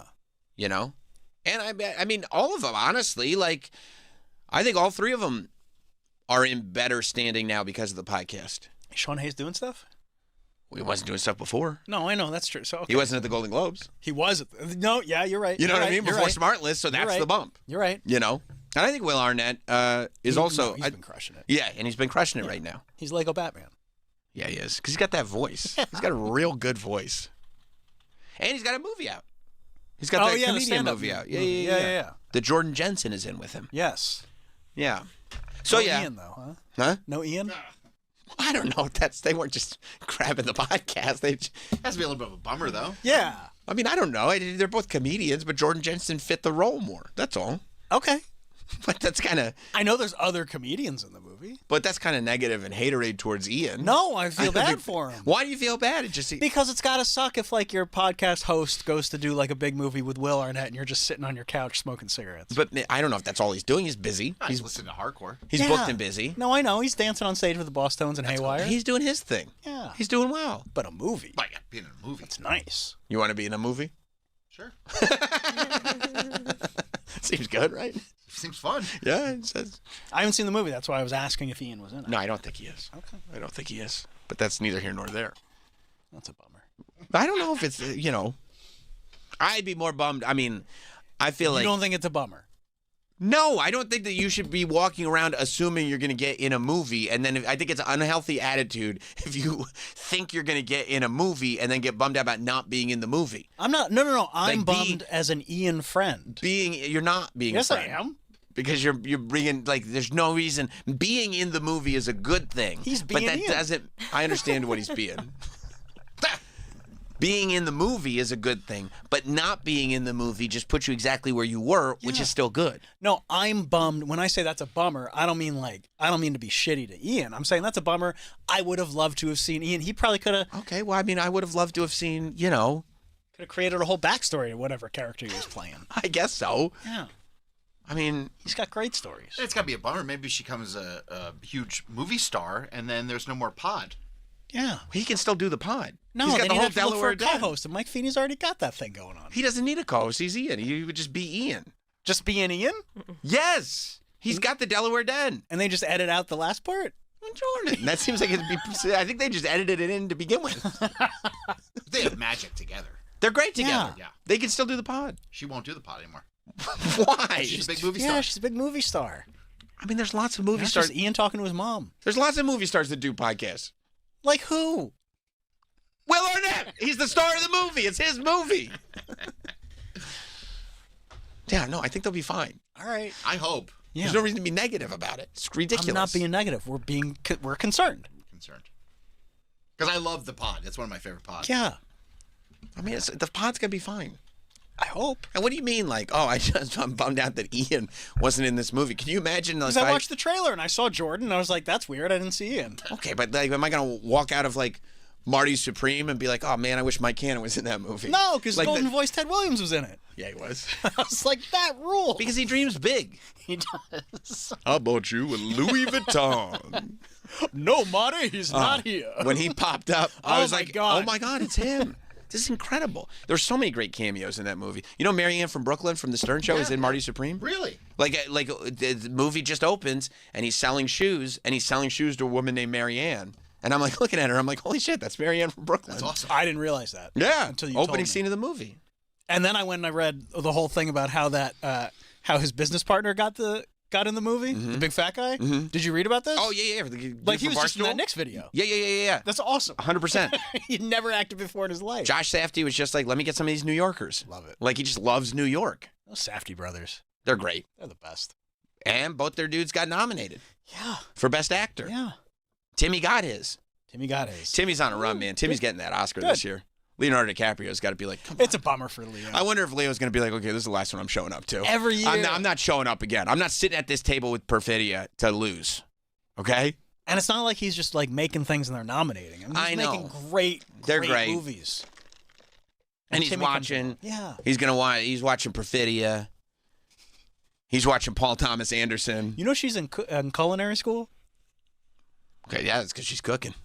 She had to get an extension on her project because she was at the Golden Globes. Like she's legit in culinary school. Wow, I love that. I know. I love that. Yeah, Tiana Taylor. I was a little bummed that Tiana Taylor won the award only because I really wanted it for Kathleen. Amy Madigan. Amy Madigan. Yeah. Kathleen Madigan, I think, is a comic. Yes. Amy Madigan.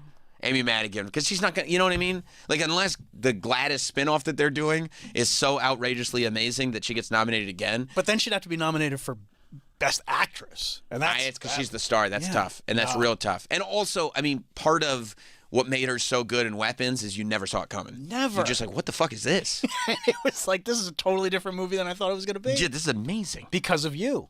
Which, by the way, that's how the filmmaker rolls. That's how Barbarian was too. Like, what movie is this again? Yeah. Like you're just sitting there, and this lady's just in the principal's office stealing ribbons, and you're like, wait, what are we doing? what is this? I don't understand where I am right now. Why is Justin Long driving on the PCH? That's right. It's the same thing. Same thing. Yeah, no, I love it. I love it. And I wanted Amy really Madigan to win it. She didn't, but I'm glad that it's getting recognized. Yeah, I do think Timothée Chalamet is just going to sweep it. I think he's going to Yeah, get. probably, and he deserves it. I mean, He carries the whole movie. It's nuts. yeah. You know, like, and he does a really good job. Plus, I mean, Mr. Wonderful's there to help. Obviously, I hope Mr. Wonderful gets invited to the Oscars. Why wouldn't he? I mean, you don't just get invited for being in the movie, right? He was invited to the Golden Globes. Yeah, but the Golden Globes is a little like, you know, Hey, let's have a party. let's have a party, drinky. I thought Wanda Sykes, her bit with Ricky Gervais, did you see that? I fell asleep. It was, I mean, I don't blame you. God bless you for that. She accepted when Ricky won for Best Comedy Special. Yeah. She accepted for him. And then she said since she's accepting for him, she wants to thank God and trans people, which is very, very funny, I thought. Wanda's great. Yeah. I did also, I mean, there were a couple of people who did a good job of getting things on television that they shouldn't get on television. Snoop Dogg got a motherfucker in there. Wait, you heard him say it? Well, I heard it on the video. I don't know if it made like. Yeah, I it think didn't make. I think It some. didn't make my cable. It didn't make mine. It didn't make our area, but I think in some areas they got it. But you know what did make it? Paul Thomas Anderson did say "Pussy don't pop for you." Yes, he did. He said that on the thing. Yes. I just love too. He was like, "Well, as a writer, like you take from everything. For instance, this line, my pussy don't pop for you." I was like, he said the thing. This is great. I liked the honesty. He's like, yeah, I didn't write all that. Yeah. Yeah, me too. You take. Me too. Yeah, you take. But then applying it to, tell a story is the art. I'm so glad he won. Yeah, I'm glad he won. Yeah, here's Snoop. You all are winners. But the real winner... So... I'm high as a motherfucker right now. Y'all had me here too damn long. The winner is Good Hang with Amy Poehler. See, boo. That could have been one of ours. Yeah, we don't like Amy Poehler. It would have been really... we hate her. It would have been really... It would have been a nice rub for Sirius if right after Snoop Dogg said motherfucker on TV, then he could be like, here's a Sirius XM podcast for you. Uncensored. Right. Right, exactly. They missed the whole opportunity. Just like the future of radio. Whole cross promotion. HD radio. I wonder how Amy Poehler feels about it. Like, it is a weird thing accepting a Golden Globe for a podcast. Yeah. You know what I mean? Like, you're just up there like, you guys want to do my pod? Yeah. Like, you're just looking around the room. Who wants to do my... But although, like, the industry is so, like, fickle and wanting to figure out what's next, that there probably are so many people in there. We have to get you on Amy's podcast. Oh, she just won the Golden Globe. She won the Golden Globe. We have to get you on Amy's podcast. This matters. Like, can you say with a straight face, hello, I'm hosting my Golden Globe winning podcast? It's like an absurd thing to say. Yeah, I don't think she takes it too seriously. I don't think so either. No. You can't. Would have been nice to have on Alex Cooper's shelf. Yeah. Would have been nice to have in the lobby. We could all take pictures with it. You think Alex Cooper would parade her Golden Globe around like the Stanley Cup? Yeah. That would be sick. Yeah. I think they would let it hang here for a minute. I'd be Daddy Gang if she did that.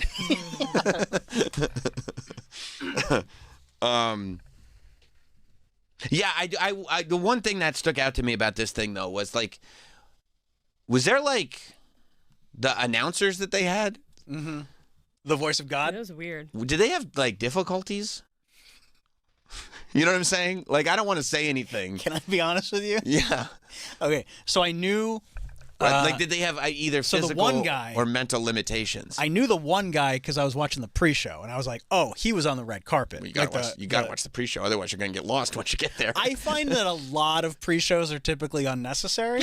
Yeah, that's interesting. But, like, for the Golden Globes, I was like, yeah, no, I got to watch this. Because who are they wearing? Well, yeah, like, you that's would never important know. to me. Like, just a bunch of people, like, sitting around a desk, that's a pointless pre-show. Right. Yeah, like... And I like, too, because... you never know which celebrity is going to be like, no, I'm very pro-ice right now. Yeah, and I love all the hard-hitting questions. That's right. Like, right. what was it like to work with this person? Right. Oh. Bad. Oh, okay. It's weird here on the red carpet that you would say that. But no, I didn't like it at all. But hopefully I get a trophy for it. So that guy, I forget his name. Hang on. Yeah, I mean, because I don't want to say anything untoward if there were some kind of physical or mental limitation. So no, I knew he was fine because I saw no him limitation. No We'll just say limitations. Standard person. Right. But then I heard this other voice, and I was like, oh, maybe they did this like kind of Make-A-Wish thing. I know, but then they went to it. So it was like the guy who's like the host, like the TV host guy. Yeah. And then the guy with him was like a journalist guy. Yeah, then I looked him up, and I'm like, oh, no, he's a dude. He's a dude. He's Right. like the senior variety entertainment person, Mark Malkin. Because for some reason... And I thought he was special. Well, definitely some kind of limitation. Senior culture and events editor at Variety. For some reason, they were like, you know what the Golden Globes needs? Commentary. Like play-by-play and analysis. And you're like, what? Just get a guy... Get Ted Williams' Golden Voice up there and just give him the paper and say, read the paper. Just read the paper. This is Amy Poehler's first Golden Globe for her podcast, as there have never been Golden Globes for podcasts before. And then you lay out and just let the walk happen. You don't have to sit there and be like, you know, Amy Poehler was on SNL. I saw that episode. What? It was weird. It was really bad. And And they didn't even know who the people were. At one point, like, it was just like little things. Like they were like From Bush? Oh, it's all these little things. They said Judd Apatow. Can you imagine having your name mispronounced by the guys doing play-by-play of the Golden Globes? You're not like a new person. Coming up next, it's Judd Apatow. I thought it was Apatow. Why do you say Apatow like that? And then the whole time, the guy's like talking about other award shows. Oh, I saw him at this award show. Oh, this could be good for the Oscars. I'm like, hey, bro, we're selling the Golden Globes right now, dude. What are we doing? It was weird. And nobody online liked it. No? No. They were so bad. No, if you search Mark Malkin on Twitter. Oh, poor Mark. It was really, really bad. I mean, they do stuff like, coming up next, it's this category. Yes. And then I swear, one of the things was they said, I can't wait to see who wins that category. And it's like, what? Is this video game commentary? Like, why did you say that? Can we play the clip that I sent you? Yeah. Maybe they watched a lot of Tony Romo and got it from him. Tony Romo was not the one to watch. Because Tony Romo just says a lot of things that everybody knows. But who was watching that going like, it needs commentary? And also the play of the game. Oh, they were kind of doing it the way they do like radio commentary. It's like, we're watching. We can see what's going on. Just tell me like, and you could tell the dude was reading names. You know what I mean? Like, it was like. Every time they cut to him, he's like looking in his hand. Straight into his book. Yeah. Like there was a pause to look down. He worked with. Yeah, no, I know. Okay. Bill Skarsgård. By the way, can Mr. Skarsgård let somebody else get that award? Is that all the Skarsgårds related? Yeah, that's their dad. Well, why didn't he shout them out a little bit? My son's Pennywise. That's what I would have said. Hey, man, there had been a Skarsgård this good since my son in Barbarian. I would have mentioned it. And my other son tried to buy the Succession. That's right. My son from the guy who bought Succession. Yeah, that's their dad. Oh, that's their dad, Skarsgård. Yeah. I see. And he's like. And he beat out Benicio and Sean Penn. That's horseshit. I know, right? Just because he played a bad dad that I'm going to guess wasn't that bad.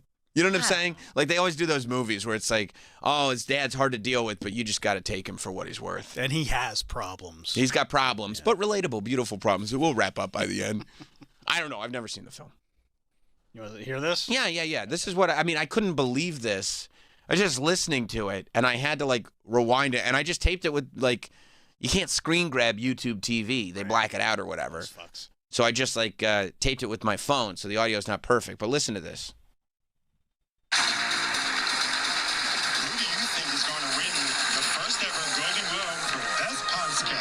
Let's check out the top 3 predictions on Polymarket. Well, it looks like Amy Poehler's running things right now with Good Hang. It's at the top of the leaderboard. Well, you know what, Kevin? You're a Okay, I mean, first of all, he goes, you know what, Kevin? You're a good hang. And then the throw to break line is, thanks, man. Good hang is at the top of the leaderboard. Best positive. Oh, well, you know what, Kevin? You're a good hang. Thanks, man. And to break. Ignoring the fact. Chemistry. That how they started it. He said podcast. What is this? A podcast for dogs? He goes, coming up next, we're going to find out who wins the first Golden Globe for Best Podcast. Can't wait to see who wins that category. That's when I was like, podcast? Like, how do you even get that wrong? That's when I was like, oh, maybe we shouldn't be making fun of them. But then I saw they're professionals that are doing their thing, probably pay good money. Maybe. To be up there. Or you think it's just for the exposure? Maybe. Budgets are tight. Yeah. Yeah. Might be like an intern thing where it's like, we're not going to pay you, but, the exposure. It's good exposure. Yeah, oh, you're right. Yeah. Can I present Best Podcast? Sure. Just say it just like that. Just like that. Oh, my God. Right before they went on air. Did you tell him it's really pronounced podcast? Oh, shit. No, I didn't tell him. We were just goofing on him. Oh, my God. He said it on the air. He said podcast for Best Podcast. I mean, bro, like, there's no spicing up these award shows. It's over. Like, don't try to do, like, to make changes to it now. It's like it's done already. You built it on a swamp hole. It's going going in. You can't add a layer of foundation to the bottom of it. It's done. It's a wrap. So the idea of being like, what if we added play-by-play with two guys who don't know how to talk? Why? I wonder if they're trying to sound more casual. They're wearing tuxedos. Why? Then stop wearing tuxedos. They can't even pronounce words. Podcast. He said podcast. He was nervous. Seemed like it. And I mean, like, also, you can't do that. Because maybe you're right. Maybe they were like, oh, we'll try to sound more casual. Yeah, casual, like a podcast. But if you're trying to sound more you can't have an award show then where you take yourself seriously. You can't take yourself seriously enough to hand yourself statues and be like, oh, no, we're just casual like you guys. You're not like us because you're giving yourself statues. We don't get statues. You see what I'm saying? So, like, the whole premise is built on taking yourself too seriously. So the idea of being like, well, what if it was a more casual vibe? Well, then the whole premise is disrupted. Like you can't even do a show. Just that's the guy. I'm just showing you. The guy with the glasses. He thinks it's a podcast. He wore an orange jacket. He thinks it's a podcast. He's an older guy. Maybe that's the first time he ever read that word. He's the senior, like, cultural guy for Variety. I know. This is the guy. And this is why it's... Oh, they're calling him a DEI hire. Cool. He's here to ruin the Golden Globes. That's not cool. I mean, you have to work hard to ruin the Golden Globes. It's not like it's this great They're ruined show. already. Like, it's already, like, I mean, you know. I mean, after Nikki's done with her monologue, it's just like downhill from there. And she started with the Epstein joke, so it's almost like, you know, She had a we great did monologue. it. We did the thing. Yeah, I thought Nikki did good for what it is. Like, Yeah. for the gig. Like, I thought for the gig, Nikki did pretty good. Nikki Glaser was the host. She made fun of her friend Kevin a bunch. Made fun of Kevin Hart. It was funny. Yeah. You know. She I had don't a know. funny thing about DiCaprio. Although it kind of felt a little out of pocket that she kept making fun of Wicked. I felt like she was making fun of Wicked the whole time, and Ariana Grande is like, "Why you say fuck me for?" Why you say fuck me? There's a whole room full of people in movies. Why you keep making fun of Wicked? We all know. Second one wasn't as good. Okay, fine. Like, I showed up. Could you stop? She was like, "No." Yeah, I heard Ariana Grande during the pre-show. She was talking in her normal voice. I don't know which what. is nice. Yeah, it was surprising. Yeah. What's her normal voice? She's got like 8 different voices that she puts on depending on. Oh, I see. But I don't think she knows how to be a person anymore. That's too bad. I like she's.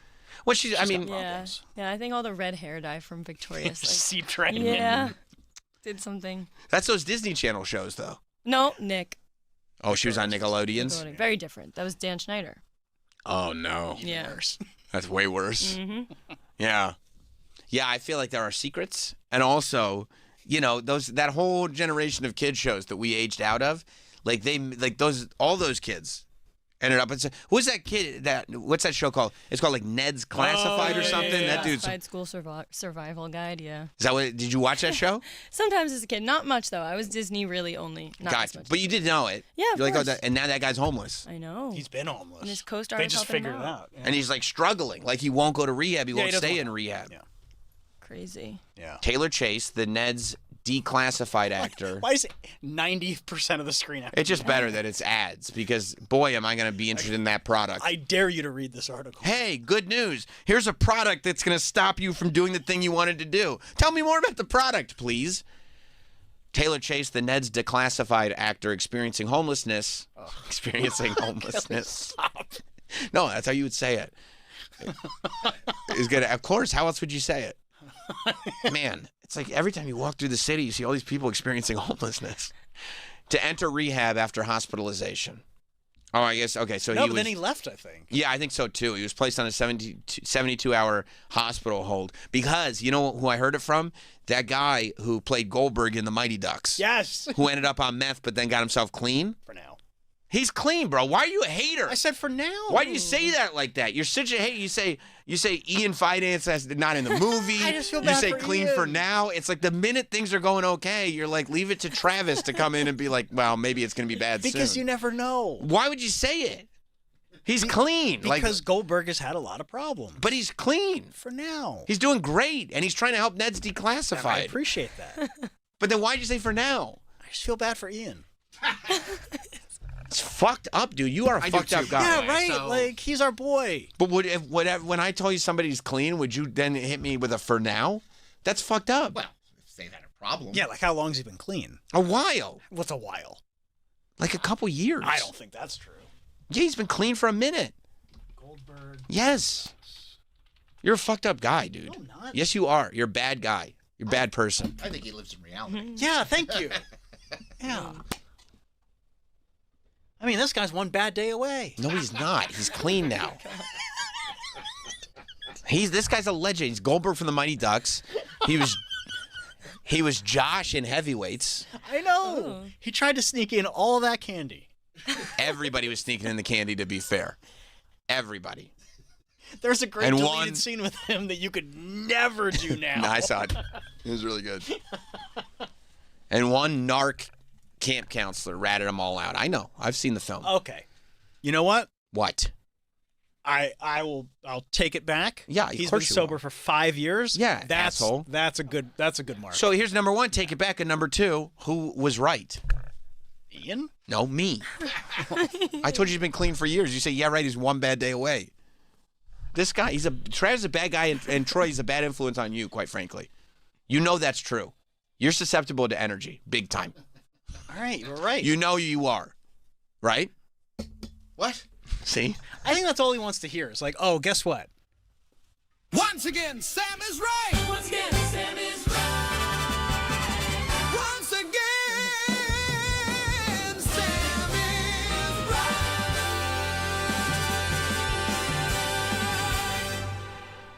Well, you wouldn't have made the production if it didn't come up so often, right? That's a good point. Fuck me. Right? Yeah, dude. Just seeing you soak in that production too is just. I can see you drink it in. There's so much soul in that. It's like, oh, this is a good one. This is a bop. It's really good. It's really, really good because I like the messaging behind it too. Our 5 years is It's a long time. That's an impressive time. It is, yeah. He is clean. And now, Period. well, I'm God glad. willing, he Period. stays clean. God I'm glad- willing, he stays clean. Oh my God! And I'm What? glad he can impress you, God the willing, arbiter, everybody stays clean. asshole. I'm not. No. 5 years is good enough. Yeah, that's a good amount. Yeah.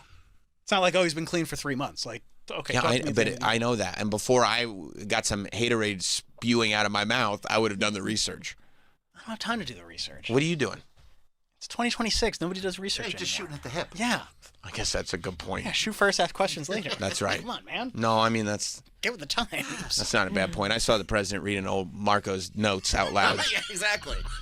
There's no reason to take a beat. No. You want me to read this right now? He's like, no. No.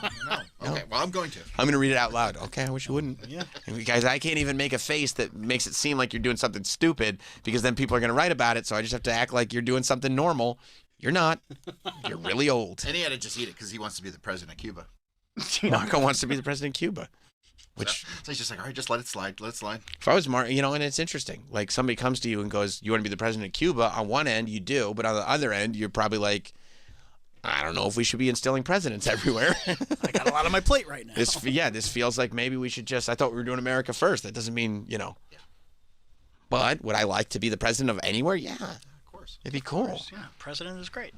Yeah, They have good sandwiches down there. Cubans. Love a Cuban sandwich.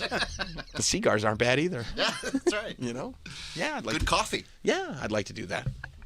I mean, they probably got to get something going on with their electric grid. I think They do have some issues. You know. I feel like they have some garbage issues, I believe, as a couple well. garbage issues, sure, but maybe that's something little Marco could handle. Look, there he is. There he is. He's in a Fidel Castro outfit, getting ready to be the president of Cuba. Do you have the clip of him passing President Trump? A quiet part, loud note.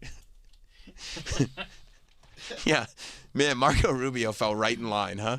Oh, Like right in line. Like, you got it, dude. I'm your man. I'm your guy. he like bypassed everybody. Everybody, because he's yep. Whatever you say, I'm your guy. I mean, it's kind of wild. And he was little Marco. He was a remember? little Marco. They said his shoes were too big, which is apparently a big problem in Washington. But yeah, this was like a No, this is a quick clip. You want the longer? the longer version. I love the longer version. I'll play it. Yeah, because they were having a big meeting where apparently through the meeting, our president got derailed talking about other topics, which isn't like him, and the rest of the table just had to kind of sit there and listen to him drone on about other stuff. It really is weird because he didn't seem like he was. I mean, at this age, You see him just get up at one point and just look out the window. Yes. it's, Yeah. He was excited about his son. All right. Oh, sorry. at this age, like the years go quickly, right? And so it's like when he was president before, he didn't come across as nearly this old. No. But now he hit the wall. And so he's doing weird old man stuff. Weird old man stuff. Well, the years start coming. Well, when do they stop coming? They don't stop coming. And they don't stop coming? And they don't stop coming. And they don't stop coming, and they don't stop coming. And That's the problem. No, they don't stop coming. You forgot about Smash Mouth. Will you guys still have my back when I get old and weird? Oh, for sure. Yeah, we'd probably fuck with you a little bit. Yeah. That's okay. We But still you have wouldn't my, know. But I wouldn't know. No. And you'll have my back, right? Yeah, of course. Yeah. Okay, cool. We'll be your little Marcos. Yeah. By the way, I love that for some reason in my head, I get old and weird before you guys get old and That's weird. what I was gonna say. Yeah, Troy, what? I mean, Troy's knocking on old and weird's door. I'm not gonna be there for when you're older. Yeah, that's a. He's got one foot in the door. Oh, that's a good point. Yeah. One foot in the grave. Exactly. Yeah, here's the president's. He got a note while he was having a good time talking to his people. All right, thank you. You'll make it back one way or the other. You're all going to do very well. I think really very well. Marco just gave me a note. Go back to Chevron. They want to discuss something. Go ahead. Marco's like reading the whole note out loud. And he really is. Just as it's happening. Marco gave me a note. Let's read the note now. Like, why would Marco hand you a note if he wanted you to read it out loud? Yeah, he's got a microphone. But the He can just president, say it. the president's feeling it. He was having a good time. Whatever they were talking about before, he was in his zone. Yeah, he was. Yeah. Yeah, he was. Yeah, he was. Now, I don't know if the rest of the table was in his. I don't know how good our president is at reading the room. That's fine. He was in the zone. He was in the zone, Yeah, though. and that's all that matters. Yeah, I guess that's a good point. Yeah. Let's go back to it. Go back to Chevron. Oh, that's when he's looking. They Oh, want no. to discuss something. Oh, he's Go in. ahead. I'm going back to Chevron, Mark. Thank you, Marco.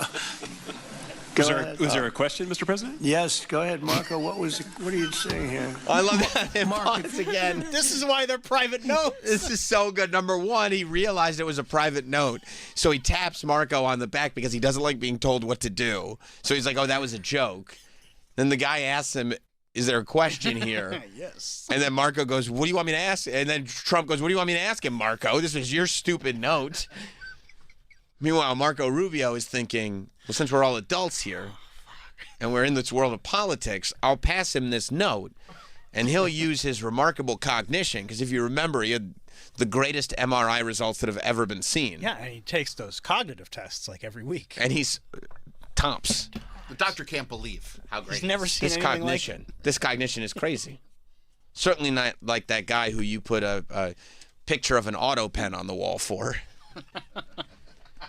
But Marco's probably thinking, okay, I'll give him this note, and he'll use all that cognition to quietly read it and organically go to another question. Like it'd be like if Travis slipped me a note. Or Which sometimes I do. Sometimes when we're in an interview, Travis will hit me with one of these, a palm out with all 5 fingers up. And you know what I do? I glance quickly at the clock and then go back to my subject of the interview, realizing that there are 5 more minutes to speak with him before I wrap it up. Oh, I was just wondering if you could see me. You can't see me. Now I'd be like, Travis just showed me his hand over there. Travis, what's going on with your hand? It's the same thing. Yeah, and you'd be like, you have 5 minutes left. Okay, 5 minutes. We have as much time as we want. Anyway. Yeah, and you will pass me a note. And I don't read the notes out loud. Some people do. It's real Ron Burgundy energy. It is very Ron Burgundy. Yeah, we've worked with people like this too. Who will read the notes out loud like Just you got to read whatever's the happening, note. just say it. Just say it. And then we'll deal with that. We'll deal with that reality. That's what we're doing now. Well, the president's doing that. Let's go back to it. Mark, if you can update us on operations in the ground and with the appropriate approvals, what you might be able to achieve in the next 12 to 18 months, give us a little view from the ground. You bet. You bet. So today, Chevron has... watching this. He's grabbing the note back for himself. Yeah, because he doesn't want anybody taking the note now. I love what I'm seeing here. Because I love body language, you know what I mean? I feel like the president is very annoyed that he was riffing and he was interrupted. Like, you can see the way he's not making eye contact with anybody in particular. I feel like he's very annoyed and doesn't like that the other guy asked a question. He's pissed about that. Because if it leads to information, that didn't come from him, that came from the other guy. And nobody likes serious time when you're having fun time. Right. So And it looks like they interrupted fun time. Right. They did interrupt fun. Marco interrupted fun time. Yeah, with his note. So he's pissed that that guy asked the question, and he's pissed about Marco's note. Because Marco should have done something so that the president didn't read it out loud. And Marco is sweating. Like you could see Marco's got this is glassy-eyed Marco. Marco is sweating like, oh my God. He's hoping that the meeting goes long enough that the president forgets that this happened, because otherwise he's going to have to eat a shit sandwich when they get back to the Oval Office. And he knows it. He knows it, and he's going to have to learn to like the taste of it if he wants to be the president of Cuba. And he does want to be the president of Cuba very much. Very much. Just such a great dynamic. 3,000 employees in 4 different joint ventures in Venezuela today. And over the past 5 to 7 years, they've taken production. Puts it in another note. 40,000 barrels a day to 240. He folded the note. He put it in another note. Like he wanted to make sure that nobody gets their hands on this note. Because if that thing hit the bay, it would go for big numbers. Oh yeah. Yeah. This was the note from the president read out loud. Yeah. Yeah. Rubio's like, oh no. I was reading the whole thing. Wasn't supposed to, yeah. Right. Marco. Now he's going to have to start writing like, do not read aloud. And then the president's going to read. He's going to read that part out loud. He's going, oh, Marco gave me a note. Do not read it out loud. He doesn't want me to read it out loud. Let's see what this says. That's exactly what would happen. Yeah, of course it is. Of course it is. He doesn't, that's it. He's got to be in the moment at all times. Yeah. Well, so yeah, anyway. Before we were here, we were talking about the homeless. Oh, right. The Ned's declassified. Yeah. Currently experiencing homelessness. He's experiencing homelessness. And apparently, like, he, by all accounts, doesn't want rehab. Like, that's why Goldberg from Mighty Ducks came up. Because he had done a video saying that he was really helping. Because that's one of the things that Goldberg from Mighty Ducks does now, is that he, like, it helps other, especially child stars, that are just dealing with stuff, kind of get out of it. That's great. But he said that, like, this dude didn't want to go into rehab, didn't want to do any of it. He's just not at that point in his life where he wants to change anything. You can't help somebody like that. Yeah, and you can't. You really can't, which sucks. But it's also, like, I think it's a double-edged sword, because not only do you want to help them to better themselves, but you also want to get themselves out of this situation, because people on social media know where he is. Yeah. And they know he's Ned's declassified. So, like, now he's being exploited by a ton of people just trying to get clicks and trying to, make videos with him and trying to get him to do whatever. And even if they're not doing anything, like, over-the-top egregious, just going to him and trying to milk him for content is, in and of itself, exploitive. I remember they did this to Lonnie Wilson from Baywatch like a couple years ago. Yes, when she was like seen like running, looking real rough. But I mean, she is like as homeless go. She Right. does not want help. This is how she lives. Right. She lives out of a grocery cart on the beach in California. That's her life. She went nuts at some point. Something clicked. You're right. And she like just went off the end. Bananas is what the medical term She was would be. married. She was fine. She was a fitness model, and just one day, everything just went sour. I mean, and look, odds are that like there was stuff going on that we didn't see. Of course. And then it just takes a turn. Yeah, Like yeah. it's usually not just a click on. It's and I'm sure you go back and you go, oh, that wasn't a little thing. That was a much bigger thing than I realized it was. Mm-hmm. Like that thing that I ignored because it was nothing, that was actually everything. Like that was where we were going this whole time. But then once people found it, once somebody posted a video or a photo of her, they're everywhere. Then the vultures come out, and like you said, they're trying to make content off this kid. And they try to make content, and they make it worse, and they'll give him booze, and they'll give him drugs, and they'll like, do whatever they can to get content up, which is, it's tough. It's tough. This all started because we were talking about Ariana Grande. You think she's going to be homeless? Yeah. No, but Yeah, I was that's saying the about child stars and everything. Because Danielle insists that she's messed up because of the hair dye. Well, I didn't say she's messed up. That's what she said. She said that's where the 8 voices could have come from. That's all. I mean, yeah, that's her. As far as that generation of child stars goes, Ariana Grande is like top of the heap. As far as fame? No, as far as like doing well. Like she's doing pretty well, all things considered. Like mentally and emotionally, you mean? I mean, I don't know. She's looking a little weird, no? I know. I don't think she's. Yeah. I don't think she's doing that well. She doesn't look good. No. At least I don't she think. looks better than Ned's Declassified. Well, yeah. Yeah. I mean, that's like a really low That's bar. an extreme scenario. Yeah, and he does a lot of drugs. She doesn't. She looks better than Amanda Bynes. Amanda Bynes is doing all right. What? I was hoping there wouldn't be any follow-up questions. I was not prepared to be questioned on that. Child stars in that era? No, I don't think she's doing best. I think Miley's better off than her. Miley's better. I think Hillary Duff's better off than her. I think whoever was the lead in Victorious is better off than her. Selena Gomez is better off than her, for sure. Yeah. There's just a lot of speculation about because of the way that she looks, because she lost so much weight. Because she's thin? Yeah. She changes her voices all the time. I don't think she knows how to be a human being. I think she's so far into that world. Well, plus she also, was with Mac Miller. She was Mac Miller. You know what I mean? So there's trauma after the acting. She was Pete Davidson. Mm-hmm.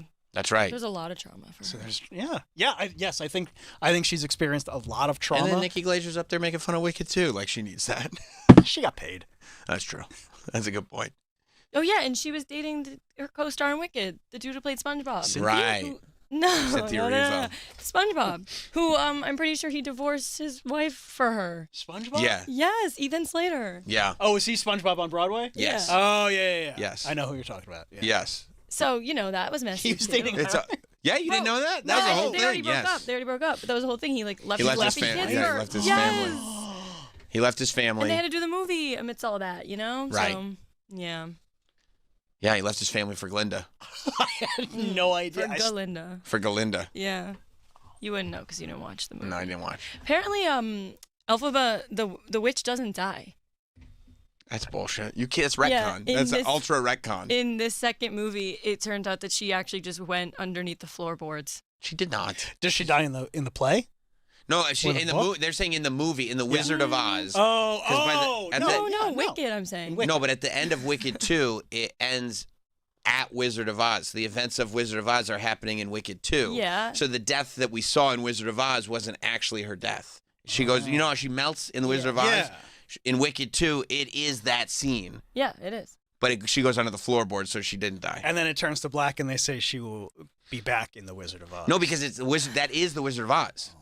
There's no. I'm not following. She will be back. The events of the Wizard of Oz take place in Wicked 2. Gotcha. Okay. But as the events in Wicked 2 take place, she falls through the floorboards instead of dying. Well, she didn't fall. That's She not what happened. went Like under she the melts stairs. through. Yeah. No, it doesn't show it. But here's the It's so thing. dumb. It makes no sense. This is why it makes no sense. Wizard of Oz was a fucking dream. Yeah. None of it happened. I know. So how could you have prequels and how could you have was somebody else went to sleep and thought of Wicked? You were none there. of it. You were there. Right. Yeah. No. They covered that. Didn't we already figure this out? Yeah. But it wasn't. Yeah, it's not based in the same universe. It's based in the book. Yeah. So... Alfred Baum. Yeah. Alfred Baum. Yes. Okay. Alfred Baums. Yeah. No, I guess Miley's doing good. Her dad's not doing good. What's wrong with her dad? His ex keeps tweeting about him. Oh, that poor heart of his. Wow, because it's achy breaky. Well, the problem is, you know what it is? That his heart, I just don't think it understands. Maybe. And now we're at a real risk. Actually, I'd heard this is serious. Okay. This is serious. Sorry. Billy Ray went to the cardiologist. Oh. And they said, you got to keep yourself safe from all this because you're having some real heart problems. And you know what the risk is? What? His heart? Mm-hmm. It might blow up and kill this man. Yeah. Yeah, and so that's really what he's dealing with right now. And so it's really just him and his flat iron, just hanging in the crib right now, trying to avoid all this drama because I didn't know any of this. Yeah, he's got an enlarged heart that may blow up and kill this man. Yes. It's really in it, isn't it? Well, yeah. And somebody comes up to him and they're like, "Did you read this?" They're like, "Don't tell me. Don't tell, especially don't tell his heart." Yeah, I don't understand. So and then it out just of gets it. bigger and blows up, kills this man. Yeah. Whole chest explodes. An Eli Roth movie. It's terrible. Yeah. Yeah, no, it's all. I mean, Miley's doing good. She's doing good. I saw her last night. She looks great. yeah, but she's still pretending to be getting married to that guy, right? Oh yeah. That's I bullshit. forgot. That's not true, right? No. Isn't she doing like a one night only thing? Yeah, I don't know. I ever since the engagement, I just, Yeah, I get I it. feel a little out of it. That's I kind of got like it. when Troy stopped listening to Taylor Swift after he was dating. It's After not, she was it's dating not Travis kind of like Kelce. that. It's exactly like that. Do you remember what he said about Taylor Swift and Travis Kelce? He said they're not going to last. They're clearly not going to last. It was the exact same conversation that Danielle had about Miley Cyrus. Oh, really? And then after it seemed like they were going to last, Troy said, I don't know, the new album was fine, but I'm not really keeping up anymore. I'm kind of more into Billy Joel right now. Is that true or false, the way I've painted this picture? Well, I mean, kind of. It was sort of like I hit a climax of it. And it just happened to happen. It just happened. Right. It was just like, it was like Taylor fatigue. Right. Because I went deep. Right. You did too much too much. I went too hard, you went to her fast. house. Too hard, too fast. That's You showed up at her house, outside her house. yeah, you were at that house. I walked You showed up outside her house. Where she wrote Lovers. Oh, that's cool. He would go to Cornelia Street like every day. I mean, it's a big street. I walk by it every day. It's public, right? That's a Public public. street. It's a public street. Anybody's free to walk on it. Yeah, I'll go walk by it today. Right. If And I go wasn't like cheap, I would go to Franklin, Tennessee. You would? Yeah. Yeah. Yeah. Like, this woman just keeps walking by the house. And then she's like, "It's a public street, by the way. This is fine. It's a public street." No, it was the exact same conversation. Wow. That Yeah. Troy kind of dipped out. Troy's fatigue, where he dipped out. I mean, it lined up perfectly with Taylor Swift finding this relationship and the whole Kelsey thing happening. Oh, was Miley there last night? I didn't see her. I mean, no, she looked great. She looked great. I'm glad things are, working out for her. Yeah. Oh, sorry. Yeah. No, just the whole parasocial. Well, she didn't really talk to me about this engagement, so I don't. Right. I feel like I would have known. I feel like I should have if it was I real. didn't know about it first. Right, I probably would have found out about it through a friend of a friend or Let's do something. it. It's probably not real. Yeah. Yeah. I get it. I didn't see her hand in any of these pictures. You don't think she's wearing a ring? I don't know. Who's to say, right? Who's to say? Who's to say? We could pull up a picture of her hand, but why? Why bother, right? I don't know. It was No. under the table. I couldn't see it. No, I'm with you. I kept seeing commercials too for the. I guess Ashton Kutcher's making a big comeback. I saw that. Ashton Kutcher. It's a Ryan Murphy show. He's in another sexy Ryan Murphy show. That's right. Ryan Murphy is doing what appears to be the Substance, the series. There's a ring. Oh, whatever. That might, but she another wears rings. Yeah. Like that could just be jewelry. She probably picked it up at the Diamond District. Probably, because look, she's wearing rings on multiple fingers. So Yep. You think who she was knows? just walking and shopping and bought some rings? They get you. They do get you. It would get her. Yeah, because it got you, so of course it would get her. Duh. Yeah, your kindred spirits. Yeah, I saw the commercial for this sexy Ryan Murphy. I know. This right. It's like it's literally like, would you take this injection to make yourself beautiful? But it's got side effects. And it's like, yeah, I saw the movie. Yeah, I dude. saw the I saw the film, and like, I don't know. I haven't seen the show, so I could be wrong. What's it called? Beauty? I Beauty, think? Beauty and the Beast. Oh. And I saw like the preview for it, and look, maybe in the context of the show, it makes sense, but like, God bless. And also, no disrespect and peace and love. But Ashton Kutcher is like the worst actor on the planet. Yeah. He's so bad. And even in the commercials, he was just like, it was like, just say these words. And he was like, okay, I will say words. And he's just saying, I will say words. He's handsome, but he's just like saying these words. And I'm like, he's still a terrible actor. It's like you could hide it behind Kelso and Dude, Where's My Car? But that's the only reason that's he's it. good. Like, Dude, In those- Where's My Car was just like a updated Kelso. Yeah. You know? And But the only after reason that, he's good at Kelso is because he is Kelso. That's right. He was horrible in the Steve Jobs movie. And like, I don't know. It seems like he's gotten worse, actually. When I saw the trailer, the commercials for this on the show last night, it seemed like he's worse than ever as far as like he's somehow like walked away from acting for a little bit so that people would stop asking about Danny Masterson and then got worse at acting. I don't know. We can watch a little bit of this. By the way, you know how much I was hoping and praying that Charlie Hunnam won last night? Look, just so I could text you immediately. He doesn't act poorly in the It's show. great. The show I have an issue with. The acting is fine. But yes, any spotlight. I just wanted to get some love. I'd be irritated on. Yeah. I'm the world's greatest goddamn advertisement. Hit For the pause hottest already. new Like it's super- already like I don't believe you. I don't think you are. You know what I mean? I don't think that you think you are. I don't believe like that sentence. I don't believe it at all. It just sounds like what you're supposed to say as that guy, like that sort of prototypical business guy who's a hustler who thinks highly of himself. This is what they all sound like. Just speak with confidence. Like I don't believe him whatsoever. Okay, I won't pause it again. Go back to the beginning. That's a lie. I might pause it once or twice. I'm the world's greatest goddamn advertisement for the hottest new super drug that makes you effortlessly beautiful. Every night I pray for your death. Can we play some yacht rock? Nice. I mean, can you see what I mean? You hit pause. Is this real life? Like, what's he doing? All right, it's based on a comic book. What comic book? The Beauty. Just nobody read that comic book. Just watch Spider-Man. No, I'm just saying I feel a little better now that I know Ryan Murphy didn't just watch The Substance. It was like, He probably saw the comic book and the rights were up, and he said, "Oh, this is like The Substance. I'll do that." I mean, look, it feels like a good project for Ryan Murphy because it's all about beautiful people, and you could show people topless and everything. It's great. It's all great.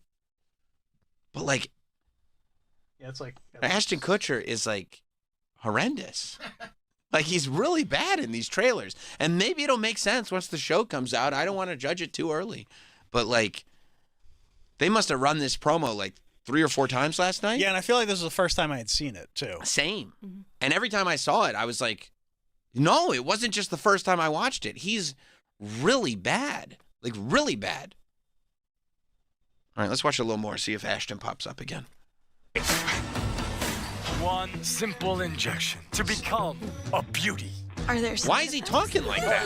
You see what I'm saying? You can have pause. Why is he to become a beauty? Is part of the thing that he talks in a very, very strange cadence?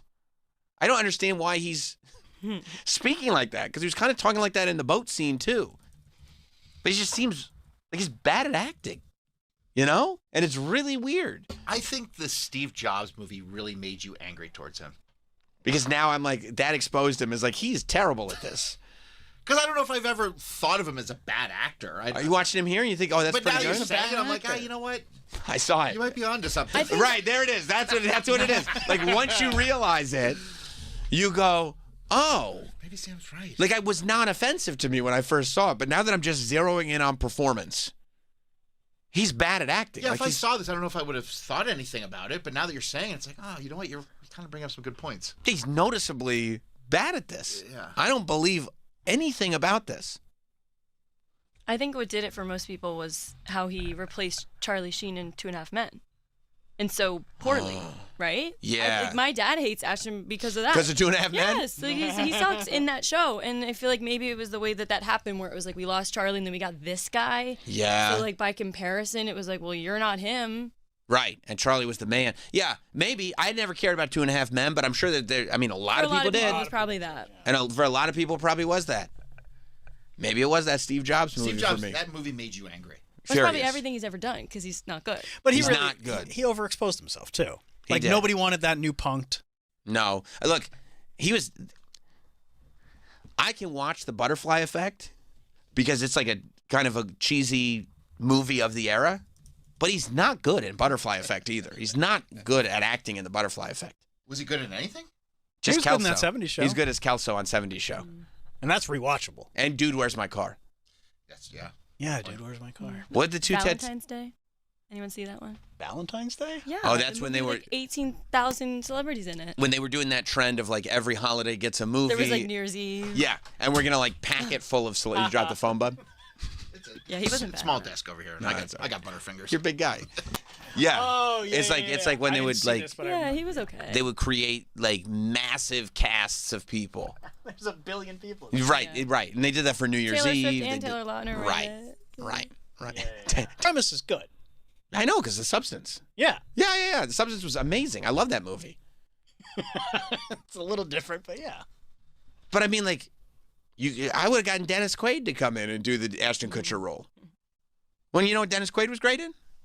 I mean, everything. The Substance. Oh, that's right. Yeah. Have him come in with those big teeth and play the Ashton Kutcher role. Oh, yeah. Eat some shrimp. Yeah. Lean all the way in. God, that movie's good. It's the best. And then I see this. I'm like, what is he doing? Is he gonna host New Year's Eve? I don't know, man. Yeah. You're our new girl. Okay, I think go back like 5 seconds, Mike, because I think it's an Ashton scene. No, like this scene we're starting. Yeah, you're fine. Right there. That people will actually want. You are.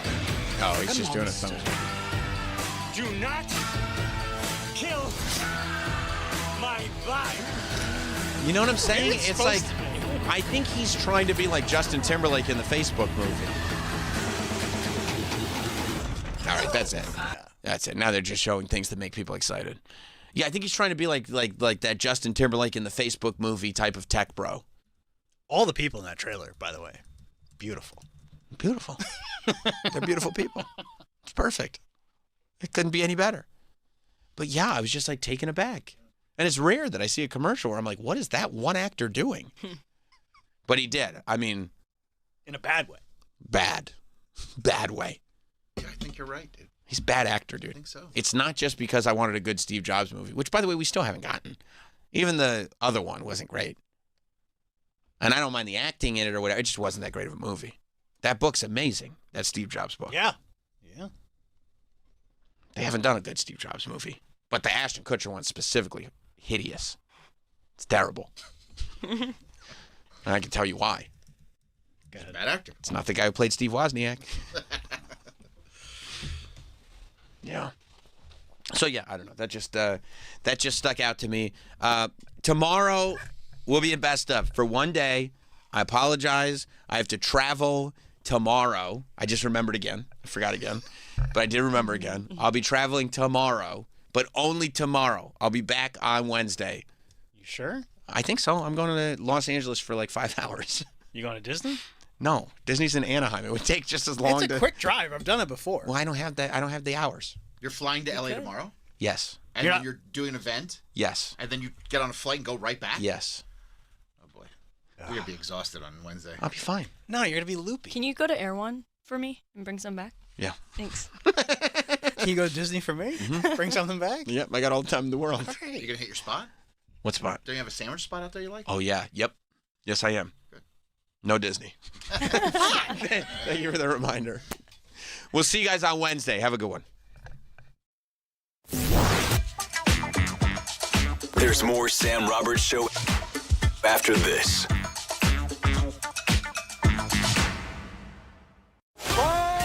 Johnny is on his couch. It's almost game time, and he's fiddling with the remote. He can't find the game.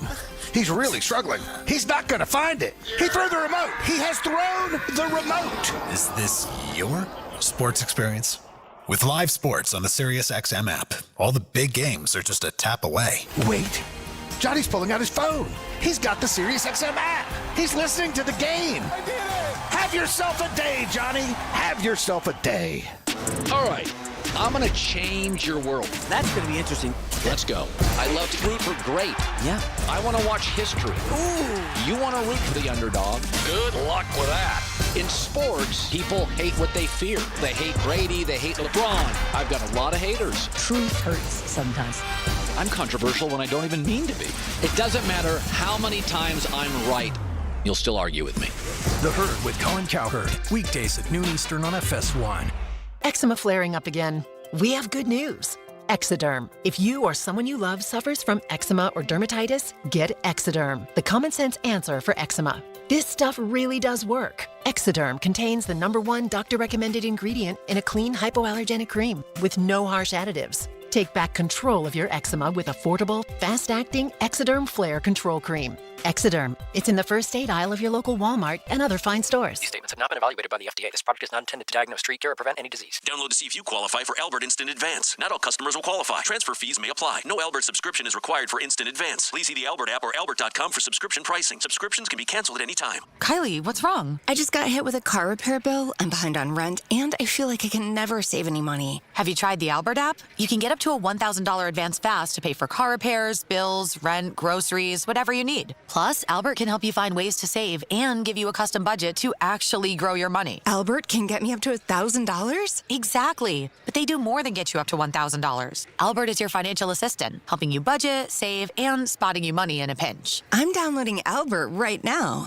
Download the Albert app and use promo code BOOST to get up to $1,000 for your bills, rent, groceries, and more. The Albert app helps you budget better and save more money so you reach your financial goals faster. Download the Albert app right now and use promo code BOOST to get up to $1,000. Use code BOOST to get up to $1,000. Business owners, what's your number? The number that would make you seriously consider selling your company. The offer you just couldn't refuse. If your business generates more than $10 million a year, that number you're thinking of in today's environment could just be the opening bid. Depending on your industry, your business could sell for more than 10 times your annual net earnings, meaning it could be worth $20 to over $100 million or more. At Encore AMC Partners, we bring decades of experience selling companies for top dollar. We handle every detail with complete privacy, guiding countless business owners just like yourself through successful exits. With Encore's mastery, nothing is left on the table, making sure you unlock every penny out of the business you built from the ground up. Curious what your business could sell for? Call now for a free company analysis at 800-856-1333. That's 800-856-1333. Get the most for your company. Call 800-856-1333 or visit us at EncoreAMC.com. Is listening to the radio getting out of hand? You need Bennington, the ultimate in hands-free talk radio design. Simply go to the SiriusXM app on any phone, then search for Bennington. It's that easy. Hands-free, pain-free. You'll wonder how you ever lived without it. It's perfect for your mind. A must for the entire office. Life itself goes quicker and easier. Best of all, Bennington works with your favorite phone. An amazing breakthrough show you'll listen to every day on the SiriusXM app. Feel the bass, ride the rhythm, and move to the dance hits and remixes that defined a generation in Utopia. A channel pulsing with 90s rave classics and iconic 2000s club anthems. Utopia. Channel 341 or at home on your phone, computer, Alexa, TV, or other internet-connected devices. Want to make 2026 your year of adventure? Book that trip and learn a new language with Babbel. Go ahead, make a resolution you can stick to. Now is the time. Babbel's New Year sale is here. Unlock all of the languages on Babbel with the lifetime subscription for 65% off. Just go to Babbel.com and start today. Babbel teaches you relevant words and phrases, so you can start speaking with confidence in as little as 3 weeks. And because Babbel's bite-sized lessons fit easily into your daily routine and are easy to remember, you'll be talking like a local in time for takeoff. Dive into the world of language learning content with Babbel's videos, podcasts, and stories from around the world, full of culture bites and language learning tips. Turn your daydream into a destination this year with Babbel. But don't wait. This offer ends January 15th. Get Babbel's lifetime access for less at Babbel.com. That's Babbel.com. Babbel.com. Wesley Financial Group is not a law firm. Ask yourself this question. Is it really worth holding on to that timeshare that you know you need to get rid of? Here's the truth. The average maintenance fee just went up over 17%. That could have been 117%, and there's nothing you can do about it. When you buy a timeshare, you give them a blank check for annual maintenance and assessment fees. I'm Chuck McDowell, founder of Wesley Financial Group. For 15 years, I've helped over 50,000 families cancel their timeshare. Not sell it, not transfer it, cancel it. Did you buy a timeshare because they told you it was a great investment and your maintenance fees would never go up? That's a lie. Are you ready to get rid of your timeshare once and for all? Simply call us and I'll send you our timeshare exit kit that explains all your options for cancellation. Call Wesley now for your timeshare exit kit. 800-722-1144. That's 800-722-1144. 800-722-1144. As the holidays roll in, one thing is clear. Black Rifle Coffee Company isn't just here to caffeinate your day. They're here to celebrate America and give back to her veterans and first responders that make our country great. After an incredible 2025, they're heading into America's 250th birthday with more firepower than ever. That means new products, patriotic gear, and bold roasts made for people who still believe in hard work and freedom. Start with a bag of Waking the Neighbors for those early mornings. Go all in with Beyond Black, or raise your mug to liberty with Spirit of 76, a roast inspired by the fire and freedom of 1776 itself. And for the holidays, try Atomic Llama, brown sugar, cinnamon, and pure patriotic heat in every cup. It's not just coffee, it's a damn good gift. So bring it to the party, toss it in a stocking, or brew it up Christmas morning. Black Rifle Coffee, veteran founded, American roasted. This is America's coffee. Shop now at Walmart, Target, Kroger, your local BRCC coffee shop, or blackriflecoffee.com. The NFL's Wild Card Weekend concludes tonight on SiriusXM. Collins over the middle and he walks in. Touchdown, Houston. At 8 Eastern, the Texans take on the Steelers. Aaron Rodgers looking at a loft. Jump ball. Touchdown. Listen on the SiriusXM app or on your radio. Hear the Houston announcers on Channel 83 or 226 and the Pittsburgh broadcast on Channel 81 or 225. Countdown to kickoff with the experts of NFL radio on Channel 88. In shady times, let there be light and let there be drag. RuPaul's Drag Race is back with a glowing new season, and you can watch all the queens shine on MTV with Philo. Philo's the most affordable way to watch the new season live and has everything a true superfan needs in one subscription. Get all the top channels, including MTV, VH1, TLC, and BET. A library of over 85,000 movies and shows, and a way to save all your favorites and rewatch them for a year. All for just $33 a month. Access to HBO Max Basic with ads plan, AMC Plus, and Discovery Plus is also included in the core package. And best of all, if you sign up today at Philo.tv, you'll get $8 off your first month. There can only be one winner on the all-new season of RuPaul's Drag Race on MTV. So sign up at Philo.tv. That's PHILO.tv to find out who will take the crown. This new year, get started on your next success with University of Maryland Global Campus. Apply by February 11th and get your application fee waived. An accredited state university, UMGC offers online and hybrid classes, along with more than 135 degrees and certificates in fields like business, cybersecurity, healthcare, and more. Gain the skills you need to achieve your career goals. Get your application fee waived through February 11th. Learn more at umgc.edu. Certified to operate in Virginia by Chef. You check your 401k, shake your head and wonder, is this really growing fast enough? You've thought about trading, but the learning curve, the stress, and the time it takes, it's just not realistic. And the idea of losing money because of one bad decision, that's enough to keep most people on the sidelines. That's why TrueTrade was created, to give you a smarter, simpler way to trade. TrueTrade's automated system takes emotion out of the equation, using technology that trades for you, even while you're living your life. And here's what makes TrueTrade different. When you download the TrueTrade app and sign up, they'll guarantee to fund each of your trading accounts with $50,000 or more in trading capital and no service fees for 12 months. So you can start building passive income without risking your own money or spending years trying to learn the market.